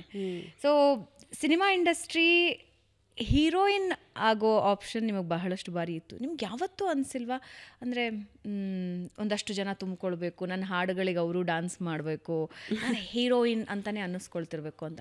Everybody crave for that opportunity. Actually ಯಾಕಂದರೆ ನೀವು ಸಿನಿಮಾ ರಂಗಕ್ಕೆ ಇಳಿದ್ರಿ, ನಿರ್ದೇಶಕಿನೂ ಆದ್ರಿ, ನಾನೊಬ್ಬ ಸೂಪರ್ ಸ್ಟಾರ್ ಆಗಬೇಕು ಅಂತ ಯಾವಾಗಲೂ ಅನಿಸಿಲ್ವಾ ರೂಪಾಗೆ? ಆ್ಯಕ್ಚುಲಿ ಇವಾಗ ಹೇಳ್ಕೊಳ್ತಿರೋದು ಜಂಬ ಅಂತಲ್ಲ, ನಾನು ಸೂಪರ್ ಸ್ಟಾರೇ ನನ್ನ ಜೀವನದಲ್ಲಿ, ಸಮಾಜದಲ್ಲಿ, ಆಧ್ಯಾತ್ಮಿಕವಾಗಿ ನನ್ನ ಕರ್ಮಗಳನ್ನು ನಿಭಾಯಿಸೋದ್ರಲ್ಲಿ. ಅದನ್ನ ಜಂಬದಿಂದ ಅಹಮ್ಮಿಂದ ಹೇಳ್ತಿರೋದು ಅಂತಲ್ಲ. I lead a beautiful successful life. ನನ್ನದೇ ಆದಂಥ ಸಕ್ಸಸ್ಸನ್ನು ನಾನು ಕಂಡುಕೊಂಡಿರೋದು ಬೇರೆ ಥರದಲ್ಲಿದೆ. ಈಗ ನಾನು ಡಾಕ್ಟರ್ ರಾಜ್ಕುಮಾರ್ ಅವ್ರ ಮನೆಗೆ ಹೋದಾಗ ಅದನ್ನೇ ಹೇಳಿದ್ರು, 100 ಜನ ಗ್ಲ್ಯಾಮರ್ ಹೀರೋಯಿನ್ಸ್ ಬರಬಹುದು, ಆದರೆ ರೂಪಂತರ ದೈವಿಕ ಕಳೆ ಇರೋಂಥವಳು ಬರಲ್ಲ. ನಾನು ಮಹಾಮಾಯೆ ಸೀರಿಯಲ್ ಮಾಡಿದ್ನಲ್ಲ, ಆವಾಗ ಅದನ್ನು ದೇವಿ ಪಾತ್ರದನ್ನು ಅದು ಹೇಳಿದ್ರು. So that such a good compliment. So ಆ ರೀತಿಯಲ್ಲಿ ನಾನು ನನ್ನ ಜೀವನದಲ್ಲಿ ಬೇರೆ ಥರ ನಾಯಕಿಯಾಗಿ ನಾನು ಕಂಡುಕೊಂಡಿದ್ದೀನಿ. ನೀವು ಕೇಳಿದ ಪ್ರಶ್ನೆ ಹೌದು, ಎಲ್ಲ ಹುಡುಗಿರಿಗೂ ಒಂದು ವಯಸ್ಸಲ್ಲಿ ಅದು ಅನಿಸುತ್ತೆ, ನನಗೂ ಎಲ್ಲರೂ ಹಿಂಗೆ ಚಪ್ಪಾಳೆ ತಟ್ಟಬೇಕು, ಸ್ಟೇಜ್ ಮೇಲೆ ಹೋದಾಗ ಎಲ್ಲರೂ ನಾನು ಹೀರೋಯಿನ್ ಅಂತ ಅಂದ್ಬಿಟ್ಟು ಮಾಡಬೇಕು. ಅದೇ ನನ್ನ ಮೈಂಡಲ್ಲಿ ಇದ್ದಂಥ ಬೇರೆ ಥರ. ನಾನು ಒಂದು ಸಾಹಿತಿಯಾಗಿ ಗುರುತಿಸ್ಕೋಬೇಕು, ನಾನು ಬರೀಬೇಕು, ನನ್ನ ಮಾತುಗಳು ಬೇರೆ ಥರ ಪ್ರೇರಣೆಯನ್ನು ಕೊಡಬೇಕು ಸಮಾಜಕ್ಕೆ. ಅದಕ್ಕೆ ನಾನು ಉದಾಹರಣೆಯಾಗಿರಬೇಕು. ಇವಾಗ ಮಾತಾಡೋದು ಒಂದು, ನಾನೇ ಆ ರೀತಿ ನಡ್ಕೊಳ್ದೆ ಹೋದರೆ, ಸೊ ನಾನು ಆ ರೀತಿ ಕಾರ್ಯಗಳನ್ನು ಮಾಡ್ಕೊಳ್ತಾ ಬಂದಿರಬೇಕು. ಸೊ ಆವಾಗೊಂದು ಗಟ್ಟಿತನ, ಗಟ್ಟಿ ವ್ಯಕ್ತಿತ್ವ, ಮತ್ತು ಯಾವುದೇ ರಂಗದಲ್ಲಿ ನನ್ನ ಬಿಸಾಕಿದ್ರು ಫಿಲಾಸಫಿನ ಕಲ್ತಿದ್ದಾಗ ನಾನು ಎಲ್ಲಿ ಬೇಕಾದ್ರೂ ಎದ್ದು ಬರ್ತೀನಿ. ಬರೀ ಚಿತ್ರರಂಗದಲ್ಲಿ ಒಬ್ಬ ನಾಯಕಿಯಾಗಿ ಗುರುತಿಸ್ಕೊಂಡ್ರೆ ನಿನ್ನ ಬೇರೆ ರಂಗಕ್ಕೆ ಬಿಸಾಕಿದ್ರೆ ನೀನೇನು ಕೆಲಸ ಮಾಡೋಕ್ಕೆ ಬರಲ್ಲ. ಆಮೇಲೆ ಅಲ್ಲಿ ಒಂದು ಶಾರ್ಟ್ ಟೈಮ್ ಇರುತ್ತೆ. ಇದೆಲ್ಲ ಯೋಚಿಸಿದೆ ನಾನು. ಇವಾಗ ನಾಯಕಿಯಾಗಿ ಬರೋದಕ್ಕೆ ಒಂದು ಶಾರ್ಟ್ ಟೈಮ್ ಇರುತ್ತೆ, ಒಂದು ಏಜ್ ಲಿಮಿಟ್ ಇರುತ್ತೆ, ಎಲ್ಲ ಇರುತ್ತೆ. ಅದೇ ನಾನೊಬ್ಬ ನಿರ್ದೇಶಕಿಯಾಗಿ ನಾನು ಬೆಳ್ಕೊಂಡು ಹೋಗೋದಕ್ಕೆ ನನಗೆ ಯಾವ ಏಜ್ ಲಿಮಿಟ್ ಇರುತ್ತೆ? ಒಂದು. ಇನ್ನೊಂದು, ನಾನಿವಾಗ ನಾಯಕಿ ನಟಿಯಾಗಿ ಹಿಂದಿ ಫಿಲ್ಮ್ ಮಾಡಿದ್ದೀನಿ, ಆಜಾದ್ ಭಾರತ್ ಅಂತ, ನೆಕ್ಸ್ಟ್ ಮಂತ್ ರಿಲೀಸ್ ಆಗ್ತಾ ಇದೆ. ಶ್ರೇಯಸ್ ತಲ್ಪಡೆ ಅವರು, ಸುರೇಶ್ ಒಬೆರಾಯ್ ಅವರೆಲ್ಲ ಮಾಡ್ತಾರೆ. ನನಗೆ ನನ್ನದೇ ಆದಂಥ ಒಂದು ದೇಶಭಕ್ತಿ ಇರುವಂತಹ ಅಥವಾ ಪೇಟ್ರಿಯಾಟಿಸಮ್ ಜೊತೆಗೆ ಭಕ್ತಿ ಪ್ರಧಾನ ಚಿತ್ರಗಳು, ಆ ಥರದಲ್ಲಿ ಇವಾಗ ನಾನೇ ನಾಯಕಿ ಪ್ರಧಾನದಲ್ಲಿ ಮಾಡ್ತಾ ಇದ್ದಾಗ there is no age limit even for that. So 6ನೇ ಕ್ಲಾಸಲ್ಲೇ ಅವರು ಸೂಪರ್ ಸ್ಟಾರ್ ಆಗಿದ್ದಾರೆ ರೂಪಾಯಿಯವರು ಅವರ ಜೀವನದಲ್ಲೇ. ಸೊ ಅವರಿಗೆ ಇನ್ನೊಂದು ಸೂಪರ್ ಸ್ಟಾರ್ನ ಪದಕ ಬೇಡ ಅಂತ ಜಂಬಕ್ಕೆ ಹೇಳಲಿಲ್ಲ ನಾನು, ಸುಮ್ಮನೆ ಡೆಫಿನೆಟ್ಲಿ. 6ನೇ ಕ್ಲಾಸ್ ಓದ್ತಾ ಇರೋ ಒಂದು ಹುಡುಗಿ ಮನೆಗೆ ಸಪೋರ್ಟ್ ಆಗಬೇಕು, ನಾನು ಇಂಡಿಪೆಂಡೆಂಟ್ ಆಗಬೇಕು ಅಂತ ಯೋಚನೆ ಮಾಡೋದು ಬಹಳ ಕಮ್ಮಿ ಇರುತ್ತೆ. ಬಟ್ ಯು ಪ್ರೂವ್ಡ್ ಇಟ್, ನೀವು ಅದನ್ನು ಮಾಡ್ಕೊಂಡು ಬಂದಿದ್ದೀರಾ. ಇವಾಗ್ಲೂ ಹೆಣ್ಣು ಮಕ್ಕಳು ಆರ್ಥಿಕವಾಗಿ ಎಷ್ಟು ಸಬಲರಾಗಿರ್ಬೇಕು ಅನ್ನೋದ್ರ ಬಗ್ಗೆನೇ ಒಂದು ಡಿಸ್ಕಷನ್ ಇಲ್ಲ. ಯಾಕೆ ನಾನು ಅದವಾಗಲೇ ಹೇಳಿದೆ, ಐ ಆಮ್ ಕಟ್ಟಿಂಗ್ ದಟ್. ಯಾಕೆ ಹೇಳಿದೆ ಅಂದರೆ, ನಂತರ ಪಾಪ ಬೇರೆ ಹುಡುಗಿರು ನಾಯಕಿನೇ ಆಗಬೇಕು ಅಂತ ಆಸೆ ಇಟ್ಕೊಂಡ್ರವಳು, ಅವಳು ಹಾಗೆ ಆಗಬೇಕು ಅಂತೇನಿಲ್ಲ. ನಿಮ್ಮ ಮೈಂಡಿಂದ ತೆಗೆದು ಹಾಕಿ ಯು ಕ್ಯಾನ್ ಬಿಕಮ್ ಅ ನಾಯಕಿ ಇನ್ ಸೊಸೈಟಿ ಆಸ್ ವೆಲ್ ಅಂತ ಅವ್ರಿಗೆ ಹೇಳೋದಕ್ಕೆ ಅದನ್ನು ನಂದು ಹೇಳಿದ್ದಷ್ಟೇ. ನಾನು ಆರ್ಥಿಕ ವಿಷಯ ಯಾಕೆ ತೆಗೆದೆ ಅಂದರೆ, ಆರ್ಥಿಕವಾಗಿ ನಾವು ಸಬಲರಾಗಿದ್ದರೆ ಎಕ್ಸಾಕ್ಟ್ಲಿ ನಮ್ಮ ಜೀವನದ ನಾಯಕರು ನಾವೇ ಆಗಿರ್ತೀವಿ. ಟ್ರೂ. ಲವ್ ಬೇಡವಾ? ಬೇಕು. ಸಂಬಂಧಗಳು ಬೇಡವಾ? ಬೇಕು. ಆದರೆ ಹಣವೂ ಅನಿವಾರ್ಯ. ಅದರಲ್ಲೂ ಹೆಣ್ಣು ಮಕ್ಕಳಿಗೆ ಆರ್ಥಿಕವಾಗಿ ನಾವು ಸದೃಢರಾಗಿದ್ದರೆ ಅದು ಕೊಡೋ ಕಾನ್ಫಿಡೆನ್ಸು, ಅದು ಕೊಡೋ ದಿಕ್ಕು ಬೇರೆ ಇರುತ್ತೆ. ನಾವು ಏನು ಮಾಡಬೇಕು ಜೀವನದಲ್ಲಿ ಅನ್ನೋದಕ್ಕೆ ಅದೊಂದು ಸ್ಫೂರ್ತಿ ತಂದು ಕೊಡುತ್ತೆ. ಆರ್ಥಿಕ ಸಬಲೀಕರಣದಿಂದ going to a super star stage ಹೆಣ್ಣು ಮಕ್ಕಳ ಜೀವನದಲ್ಲಿ ಏನು ಅದು ಬಹಳ ಮುಖ್ಯ. ಸೂಪರ್ ಸ್ಟಾರ್ ಅದು ಇದೆಲ್ಲ ಟೈಟಲ್ ಹೌದು, ಬೇಕೇ ಬೇಕು. ಯಾಕೆ ಗೊತ್ತಾ, ಅದು ಸೆಲ್ಫ್ ಕಾನ್ಫಿಡೆನ್ಸ್ ಕೊಡುತ್ತೆ, ಮತ್ತು ನಿನಗೊಂದು ಸ್ವಂತ ಗೌರವ ಕೊಡುತ್ತೆ. ಹೈ ವ್ಯಾಲ್ಯೂಡ್ ವಿಮೆನ್ ಅಂತ ಅವಳಿಗವಳೇ ಒಂದು ಇದು ಕೊಡುತ್ತೆ. ದೇವರು ಕೂಡ ನಿಮ್ಮನ್ನು ಮೆಚ್ಕೋತಾರೆ. ಆಮೇಲೆ ನಿರಂತರವಾಗಿ ತೀವ್ರತೆಯಿಂದ ಕೆಲಸ ಮಾಡ್ತಾನೇ ಇರಬೇಕು. ಟೈಮ್ ಮ್ಯಾನೇಜ್ಮೆಂಟ್ ಬಹಳ ಮುಖ್ಯ. ಇಲ್ಲಾಂದ್ರೆ ಎಲ್ರಿಗೂ ವಯಸ್ಸಾಗೋಗುತ್ತೆ. ನೀವು ಆಮೇಲೆ ಮಾಡ್ತೀನಿ, ನನಗೆ ಲಕ್ಕು ಬರಲಿ, ನಾನು ಆಮೇಲೆ ಮಾಡ್ತೀನಿ ಅಂತ ಮನೇಲೇ ಕೂತ್ಕೊಂಡು ಟಿ ವಿ ನೋಡ್ತಾರೆ. ಯಾವ ಲಕ್ಕು ಮೇಲಿಂದ ಉದುರಲ್ಲ. ಕರ್ಮದಲ್ಲಿ ಶನಿ ನೀ ಕೆಲಸ ಮಾಡ್ತಾ ಇರು, ಒಂದಿನ ಗುರು ಬಂದಾಗ ಲಕ್ ಕೊಡ್ತಾನೆ ಅಂತ ಅಸ್ಟ್ರಾಲಜಿಕಲಿ ಕೂಡ ಅದನ್ನು ಹೇಳ್ತಾರೆ. ಸೊ ನಾನು ಹುಡುಗಿರ್ಗೆ ಹೇಳೋದು ಅದನ್ನೇ, ಫಸ್ಟು ನೀವು ಫೈನಾನ್ಷಿಯಲಿ ಸೆಟ್ಲ್ ಆಗಬೇಕು ಅಂತಂದರೆ ಸೆಟಲ್ ಅನ್ನೋದು ಆಗಕ್ಕೆ ಸಾಧ್ಯನೇ ಇಲ್ಲ. ಯಾಕೆಂದರೆ ದುಡ್ಡು ನಾನು ಒಂದಿನ ಎಲ್ಲ ಮಾಡ್ಕೊಂಬಿಟ್ಟೆ ಅಂದಾಗ ಹಾಸ್ಪಿಟಲ್ ಖರ್ಚು ನೀನು ಮಾಡಿ ಕೂಡಿಟ್ಟಿರೋದಕ್ಕಿಂತ ಜಾಸ್ತಿ ಬರ್ಬೋದು ಮುಂದೊಂದು ದಿನ. ನೀನು ಇನ್ಶೂರೆನ್ಸು ಮಾಡ್ಕೊಳ್ದೇ ಇರ್ಬೋದು ಒಬ್ಬ ಮನುಷ್ಯ. ಸೊ ಅವಾಗ ಹುಡುಗಿ ಅಂತಾನೆ ಅಲ್ಲ, ಹುಡುಗರಿಗೂ ಯಂಗ್ಸ್ಟರ್ಸಿಗೆ ನಾನು ಯಾವಾಗಲೂ ಏನು ಹೇಳೋದು, parallelly you have to work. ನಾನು ಅನೇಕರು ಹೀರೋ ಆಗಬೇಕು ಅಂತ ಕೂಡ ಬಂದು ಫಿಲಮ್ ಇಂಡಸ್ಟ್ರಿ ಅಪ್ಪ ಅಮ್ಮಂದ್ರು ಬೈತಾನೆ ಇರ್ತಾರೆ, ಯಾಕೋ ನೀನೇನು ಸಾಧನೆ ಮಾಡಲ್ಲ, ಹೀರೋ ಆಗಬೇಕು ಅಂತಲೇ ಕನಸು ಕಟ್ಕೊಂಡು ಹೋಗ್ತಿದ್ಯಾ ಅಂತ. ಇತ್ಲಾಗ ಅಪ್ಪ ಅಮ್ಮನ್ನು ಚೆನ್ನಾಗಿ ನೋಡ್ಕೊಳ್ಳಲ್ಲ, ಇತ್ಲಾಗ ಸಮಾಜದಲ್ಲೂ ಸಾಮಾಜಿಕ ಜವಾಬ್ದಾರಿಗಳನ್ನ ತೊಗೊಂಡ್ರಲ್ಲ, ಇತ್ಲಾಗ ತನ್ನ ವ್ಯಕ್ತಿತ್ವಕ್ಕೂ ತಾನು ದುಡ್ಕೊಂಡಿರಲ್ಲ. ಇದು ತಪ್ಪು ತಾನೆ. ಆಯಿತು ನಿನ್ನ ಕನಸಿದೆ ನೀನೊಬ್ಬ ಹೀರೋ ಆಗಬೇಕು, ಆಯಿತು ನೀನೊಬ್ಳು ಹೀರೋಯಿನ್ ಆಗಬೇಕು ಅಂತ. Parallel you have to plan. ನೀನು ಎಜುಕೇಷನ್ನು ಬೆಳೆಸ್ಕೋಬೇಕು, ನೀನು ದುಡಿಯೋದಕ್ಕೂ ಒಂದು ಫೌಂಡೇಶನ್ನ ಹಾಕ್ಕೋಬೇಕು. ನಿಮ್ಮದೇ ಆದ ದುಡ್ಡಿದ್ದಾಗ ನೀವು ಯಾರಿಗೂ ಕೇರ್ ಮಾಡಬೇಕಾದ ಅವಶ್ಯಕತೆ ಇಲ್ಲ. ಆಮೇಲೆ ನೀವು ಸ್ವಂತ ವಾಟ್ ಇಫ್ ನನ್ನ ಪಾಕೆಟಲ್ಲಿ 0 ಅಮೌಂಟ್ ಇದೆ, ನಾನು ಸ್ಟಾರ್ಟ್ ಹೇಗೆ? ನಾನು ಹೇಳ್ತೀನಿ, ಪ್ರಧಾನಮಂತ್ರಿ ಯೋಜನೆಗಳಲ್ಲಿ ಅನೇಕ ಯೋಜನೆಗಳಿದೆ. ಮನಸ್ಸಲ್ಲಿ ನಿನಗೆ ದೃಢತೆ ಮತ್ತು ಆ ಛಲ ಮತ್ತು ವಿಲ್ ಪವರ್ ಇದ್ದಾಗ ದೇವರು 10 ಬಾಗಿಲುಗಳನ್ನು ಓಪನ್ ಮಾಡಿಸ್ತಾರೆ. ನೀನು ಅವ್ರಿವ್ರ ಹತ್ರನೇ ಹೋಗಿ ಸಾಲ ಕೇಳಬೇಕು ಅನ್ನೋದಿಲ್ಲ. ನೀವು ಡಿಗ್ರಿ ಓದಿದ್ರೆ ವಿತೌಟ್ ಕೊಲಾಟ್ರಲ್ ಪ್ರಧಾನಮಂತ್ರಿ ಯೋಜನೆಗಳಲ್ಲಿ ಅನೇಕ ಯೋಜನೆಗಳಿದೆ. ಮುದ್ರಾದೊಂದೇ ಅಲ್ಲ, PMEGPY ಇದ್ದಿದೆ, 25% ಸಬ್ಸಿಡಿ ಕೊಡ್ತಾರೆ. ಅನೇಕ ಜನ ಮಹಿಳೆಯರಿಗೆ ನಾನೇ ಅಂಗಡಿಗಳನ್ನು ನಿರ್ಮಿಸ್ಕೊಟ್ಟಿದ್ದೀನಿ, ಯಾಕೆಂದರೆ ಅವ್ರ ಮಕ್ಕಳುಗಳಿಗೆ ಓದಿಸೋದಕ್ಕೆ ನೆರವಾಗಲಿ ಅಂತಂದ್ಬಿಟ್ಟು. ಮತ್ತು ಇಂಡಿಪೆಂಡೆಂಟಾಗಿ ಒಬ್ಬ ಮಹಿಳೆ ದುಡ್ಕೊಂಡ್ರೆ ಕುಟುಂಬಕ್ಕೆ ಸಪೋರ್ಟ್ ಮಾಡೋದು ಒಂದೇ ಅಂತಲ್ಲ, ಶಿ ಫೀಲ್ಸ್ ಹ್ಯಾಪಿ. ನಾನು ಯಾರ ಹತ್ರನೂ ಕೈ ಚಾಚ್ತಿಲ್ಲ ರೀ ಅಂತ. ಅದೇ ಥರ ಗಂಡು ಹುಡುಗರು ಮಾಡ್ಕೋಬೇಕು ಎಲ್ಲರೂ. ಆಮೇಲೆ ಆರ್ಥಿಕ ಸಬಲತೆ ಬಹಳ ಬಹಳ ಮುಖ್ಯ, ಯಾಕೆಂದರೆ ಕಲಿಯುಗದಲ್ಲಿದ್ದೀವಿ ನಾವು. ನಾನು ಹೇಳಿದ್ನಲ್ಲ, ಬೆಳಗ್ಗೆ ಎದ್ದಾಲಿಂದ ಹಲ್ಲುಜ್ಜೋ ಬ್ರಷಿಂದ ಹಿಡಿದು, ಫ್ಯಾನಿಂದ ಹಿಡಿದು, ನೀರಿಂದ ಹಿಡಿದು, ಬೆಡ್ಡಿಂದ ಹಿಡಿದು, ಮೈಕಿಂದ ಎಲ್ಲದಕ್ಕೂ ನಾನು ದುಡ್ಡು ಕೊಡಬೇಕಲ್ಲ. ದುಡ್ಡಿಲ್ಲದೆ ಏನೂ ವರ್ಕ್ ಆಗಲ್ಲ. ಆಮೇಲೆ ಸಾಲ ತೊಗೊಂಡು ನಾನು ಬದುಕ್ತೀನಿ ಅಂತ ಹೇಳಿದ್ರೆ, ನಿಮ್ಮ ಪ್ರೈಮ್ ಟೈಮಲ್ಲಿ ಎಸ್ಪೆಷಲಿ ನಾನು ತುಂಬ ಜನರನ್ನು ನೋಡಿದ್ದೀನಿ, ನಿಮ್ಮ ಪ್ರೈಮ್ ಟೈಮಲ್ಲಿ ನೀವು ದುಡ್ಕೊಳ್ಳಿಲ್ಲ ಅಂದರೆ ತುಂಬ ಜನ ಏನೋ ಸಾಧನೆ ಮಾಡ್ತೀನಿ ಅಂತ ಮನೇಲಿ ಕೂತ್ಕೋತಾರೆ, ಪಾರ್ಟಿಗಳಿಗೆ ಹೋಗ್ತಾರೆ. ಆದರೆ ಆ ಟೈಮಲ್ಲಿ ನೀವು ದುಡ್ಕೊಳ್ಳಿಲ್ಲ ಅಂತ ಹೇಳಿದ್ರೆ ನೀವು ಮುಂದಕ್ಕೆ ಸಾಲದಲ್ಲೇ ಬದುಕಿ ಅನೇಕರು ಆತ್ಮಹತ್ಯೆ ಕೂಡ ಮಾಡ್ಕೊಂಡಿದ್ದಾರೆ. ಆಮೇಲೆ you will get into depression. What is the right age ಅಖಾಡಕ್ಕೆ ಇಳಿಯೋದಕ್ಕೆ? ಬಿಸ್ನೆಸ್ ಅಖಾಡ ಅಥವಾ ನಾನು ಇಂಡಿಪೆಂಡೆಂಟ್ ಆಗಿ ಬದುಕೋದನ್ನು ಕಲಿಬೇಕು ಅಂತ ಏನಾದರೂ ಇದೆಯಾ? ಅಂಥದ್ದೇನಾದರೂ ಇದೆಯಾ? ಆ್ಯಕ್ಚುಲಿ ಇದೆ. ನಾನು ನಂತರ ಕಷ್ಟಪಟ್ಟವಳು ಚಿಕ್ಕ ವಯಸ್ಸಿಂದಾನೇ ಇಳಿಂತೀನಿ. ಅಪ್ಪ ಅಮ್ಮಂದ್ರಿಗೆ ಯಾವಾಗಲೂ ಹೇಳ್ಕೊಡೋದು, ಏನೋ ತುಂಬ ಜನ ಕೆಲಸಕ್ಕೆ ಹೋಗ್ತಾರೆ, ತಮ್ಮ ಮಕ್ಕಳನ್ನ ತುಂಬ ಒಂದು ಚೌಕಟ್ಟಲ್ಲಿ ಬೆಳೆಸಿರ್ತಾರೆ. ಇರಲಿ, ನಿಮ್ಮ ಹತ್ರ ದುಡ್ಡಿದೆ, ಆದರೂ ನಿಮ್ಮ ಮಗಳು ಮತ್ತು ಮಗ ಇಂಡಿಪೆಂಡೆಂಟ್ ಆಗಬೇಕು ಅಂತಂದಾಗ ಆಮೇಲೆ ಅದು ಎಕ್ಸ್ಪೀರಿಯನ್ಸು. ನೀವು ಈಚೆ ಹೋಗಿ ಕೆಲಸ ಮಾಡೋದು ಎಷ್ಟು ಬ್ಯೂಟಿಫುಲ್ ಕಾರ್ಪೊರೇಟ್ ಕಲ್ಚರ್ ಅಂದರೆ, ಈಗ ನಾವು ಯಾರಿಗಾರ ಪ್ಲೀಸ್ ಬಿ ಸೀಟೆಡ್ ಅಂತ ಒಂದು ನಮ್ರತೆಯಿಂದ ಹೇಳ್ತೀವಿ, ಇವರು ಕೂತ್ಕೊಳ್ಳಿ ಅಂತಾರೆ. ಎರಡರಲ್ಲೂ ಡಿಫ್ರೆನ್ಸ್ ನೋಡಿ. ನೀವು ಹೋಗಿ ಒಂದು ಕೆಲಸವನ್ನು ಕಲಿತಾಗ ನಿನ್ನ ಈಗೋ, ನಿನ್ನ ಕೆಟ್ಟ ವ್ಯಕ್ತಿತ್ವ ಎಲ್ಲ ಒಂದು ಕೆಳಗೆ ಇಳ್ಕೊಳ್ಳುತ್ತೆ. ಆಮೇಲೆ ಅಲ್ಲಿಂದಲ್ಲಿಗೆ ನಾನು ಬಸ್ಸಲ್ಲಿ ಹೋಗ್ತೀನೋ ಗಾಡೀಲಿ ಹೋಗ್ತೀನೋ ಅಷ್ಟೊತ್ತು ಬೆವರು ಸುರಿಸಿ ಕಷ್ಟಪಟ್ಟು ಹೋಗಿ ಊಟ ತಿಂಡಿ ತಿನ್ನೋ ಈ ಕಷ್ಟದಲ್ಲಿ ಒಂದು ಟೈಮ್ ಟೇಬಲಲ್ಲಿ ಮನುಷ್ಯ ಬದುಕ್ತಾನೆ. ಯಾವಾಗ ಅಪ್ಪ ಅಮ್ಮ ಆ ಕಷ್ಟಗಳನ್ನೇ ಹೇಳ್ಕೊಡ್ದೆ, ನಾನು ಕೂಡಿಟ್ಟಿದ್ದೀನಿ ಮಗು, ನಿಂಗೊಂದು ಸ್ವಂತ ಮನೆ ಮಾಡಿದ್ದೀನಿ, ಪರವಾಗಿಲ್ಲ ನೀವು ಮಾಡ್ಕೊಂಡಾಗ ಅವ್ರು ಹಂಗೆ ಇರ್ತಾರೆ. ನೀವು ನೋಡಿ, ನಮ್ಮ ತಾತ ಮುತ್ತಾತಂದ್ರೆಲ್ಲ ಶ್ರೀಮಂತರಾಗಿದ್ರು. ಯಾಕೆ ಇಷ್ಟು ಜನ್ರೇಷನ್ ಬರೋ ಅಷ್ಟರಲ್ಲಿ ನಾವೆಲ್ಲ ಮಿಡ್ಲ್ ಕ್ಲಾಸ್ ಆದ್ವಿ? ತಾತ ಮುತ್ತಾತ 100 ಎಕರೆ ಜಮೀನು ಇಟ್ಕೊಂಡಿದ್ರು ತಾನೆ. ಯಾಕೆ ಬರ್ತಾ ಬರ್ತಾ ಬರ್ತಾ ಬರ್ತಾ ಜನ್ರೇಷನ್ನು 60-40 ಸೈಟು ಇಲ್ದಂಗಾಗಿದೆ? ಯಾಕೆ ಅಂದರೆ ಇದೇ ಥರ ನೆಕ್ಸ್ಟ್ ಜನ್ರೇಷನ್ನು ಕೆಲಸ ಮಾಡಲ್ಲ. ಸೊ ಅದಕ್ಕಾಗಿ ಏಜ್ ನೀವು ಕೇಳಿದ್ರಲ್ಲ, ಡಿಗ್ರಿ ಓದಿದ್ಮೇಲಂತೂ ದಯವಿಟ್ಟು ಮನುಷ್ಯರು ಮನೇಲಿ ಕೂತ್ಕೋಬೇಡಿ. ನೀವು ಅದ್ರ ಹಿಂದಿಂದನೇ ಪೀಠಿಕೆ ಹಾಕ್ಕೊಂಡು ಬರ್ತಾ ಇದ್ದರೆ ತುಂಬ ಚೆನ್ನಾಗಿ ಬಿಸ್ನೆಸ್ ಶುರು ಮಾಡಬಹುದು. ಇವಾಗ make in India, startup India ಎಲ್ಲದಕ್ಕೂ ಪ್ರಧಾನಿಗಳು ತುಂಬ ಚೆನ್ನಾಗಿ ಭರವಸೆಗಳಿದೆ. ಮತ್ತು ಅದೆಲ್ಲ ಸುಳ್ಳು ಅಲ್ಲ, ನೀವು ನಂಬಲ್ಲ. ನಾರ್ತ್ ಇಂಡಿಯಾದಲ್ಲಿ ಎಲ್ಲ ಚಿಕ್ಕ ಚಿಕ್ಕ ಹುಡುಗರು ಬಿಸ್ನೆಸ್ ಹಾಕ್ಕೊಂಡು ಬೆಳ್ಕೊಂಡ್ಬಿಟ್ಟಿದ್ದಾರೆ. ಅದನ್ನ ನಮ್ಮ ಸೌತಲ್ಲಿ ಮಾಡಬೇಕು youngsters. There is no age limit. ಆಮೇಲೆ ನೀವು ಸಂತೋಷವಾಗಿ ಅರ್ನ್ ಮಾಡಿ ಲಕ್ಷಾಂತರಗಳಲ್ಲಿ, ಆವಾಗ ನೀವು ಸ್ಪೆಂಡ್ ಮಾಡೋಕ್ಕೂ ಖುಷಿ ಆಗುತ್ತೆ. ಇನ್ನೊಬ್ಬರಿಂದ ಸಾಲ ತೊಗೊಂಡು ಶೋಕಿ ಮಾಡಿಕೊಂಡು ನಾನು ಈ ಬ್ಯಾಗ್ ತೊಗೊಂಡೆ, ನಾನು ಈ ಚಪ್ಪಲಿ ತೊಗೊಂಡೆ, ನಾನು ಫಾರಿನ್ಗೆ ಹೋಗಿದ್ದೆ ಅಂತ ತೋರಿಸ್ಕೊಳ್ಳೋದ್ರಲ್ಲಿ ಏನಿದೆ? ಬಟ್ ಸಸ್ಟೈನ್ ಆಗೋದು ಬಹಳ ಕಮ್ಮಿ ಇದೆ. ಈಗಲೂ ಬಿಸ್ನೆಸ್ಗಳು ಶುರು ಮಾಡ್ತಿದ್ದಾರೆ, ಸಸ್ಟೈನ್ ಆಗ್ತಿರೋದು ಕಮ್ಮಿ.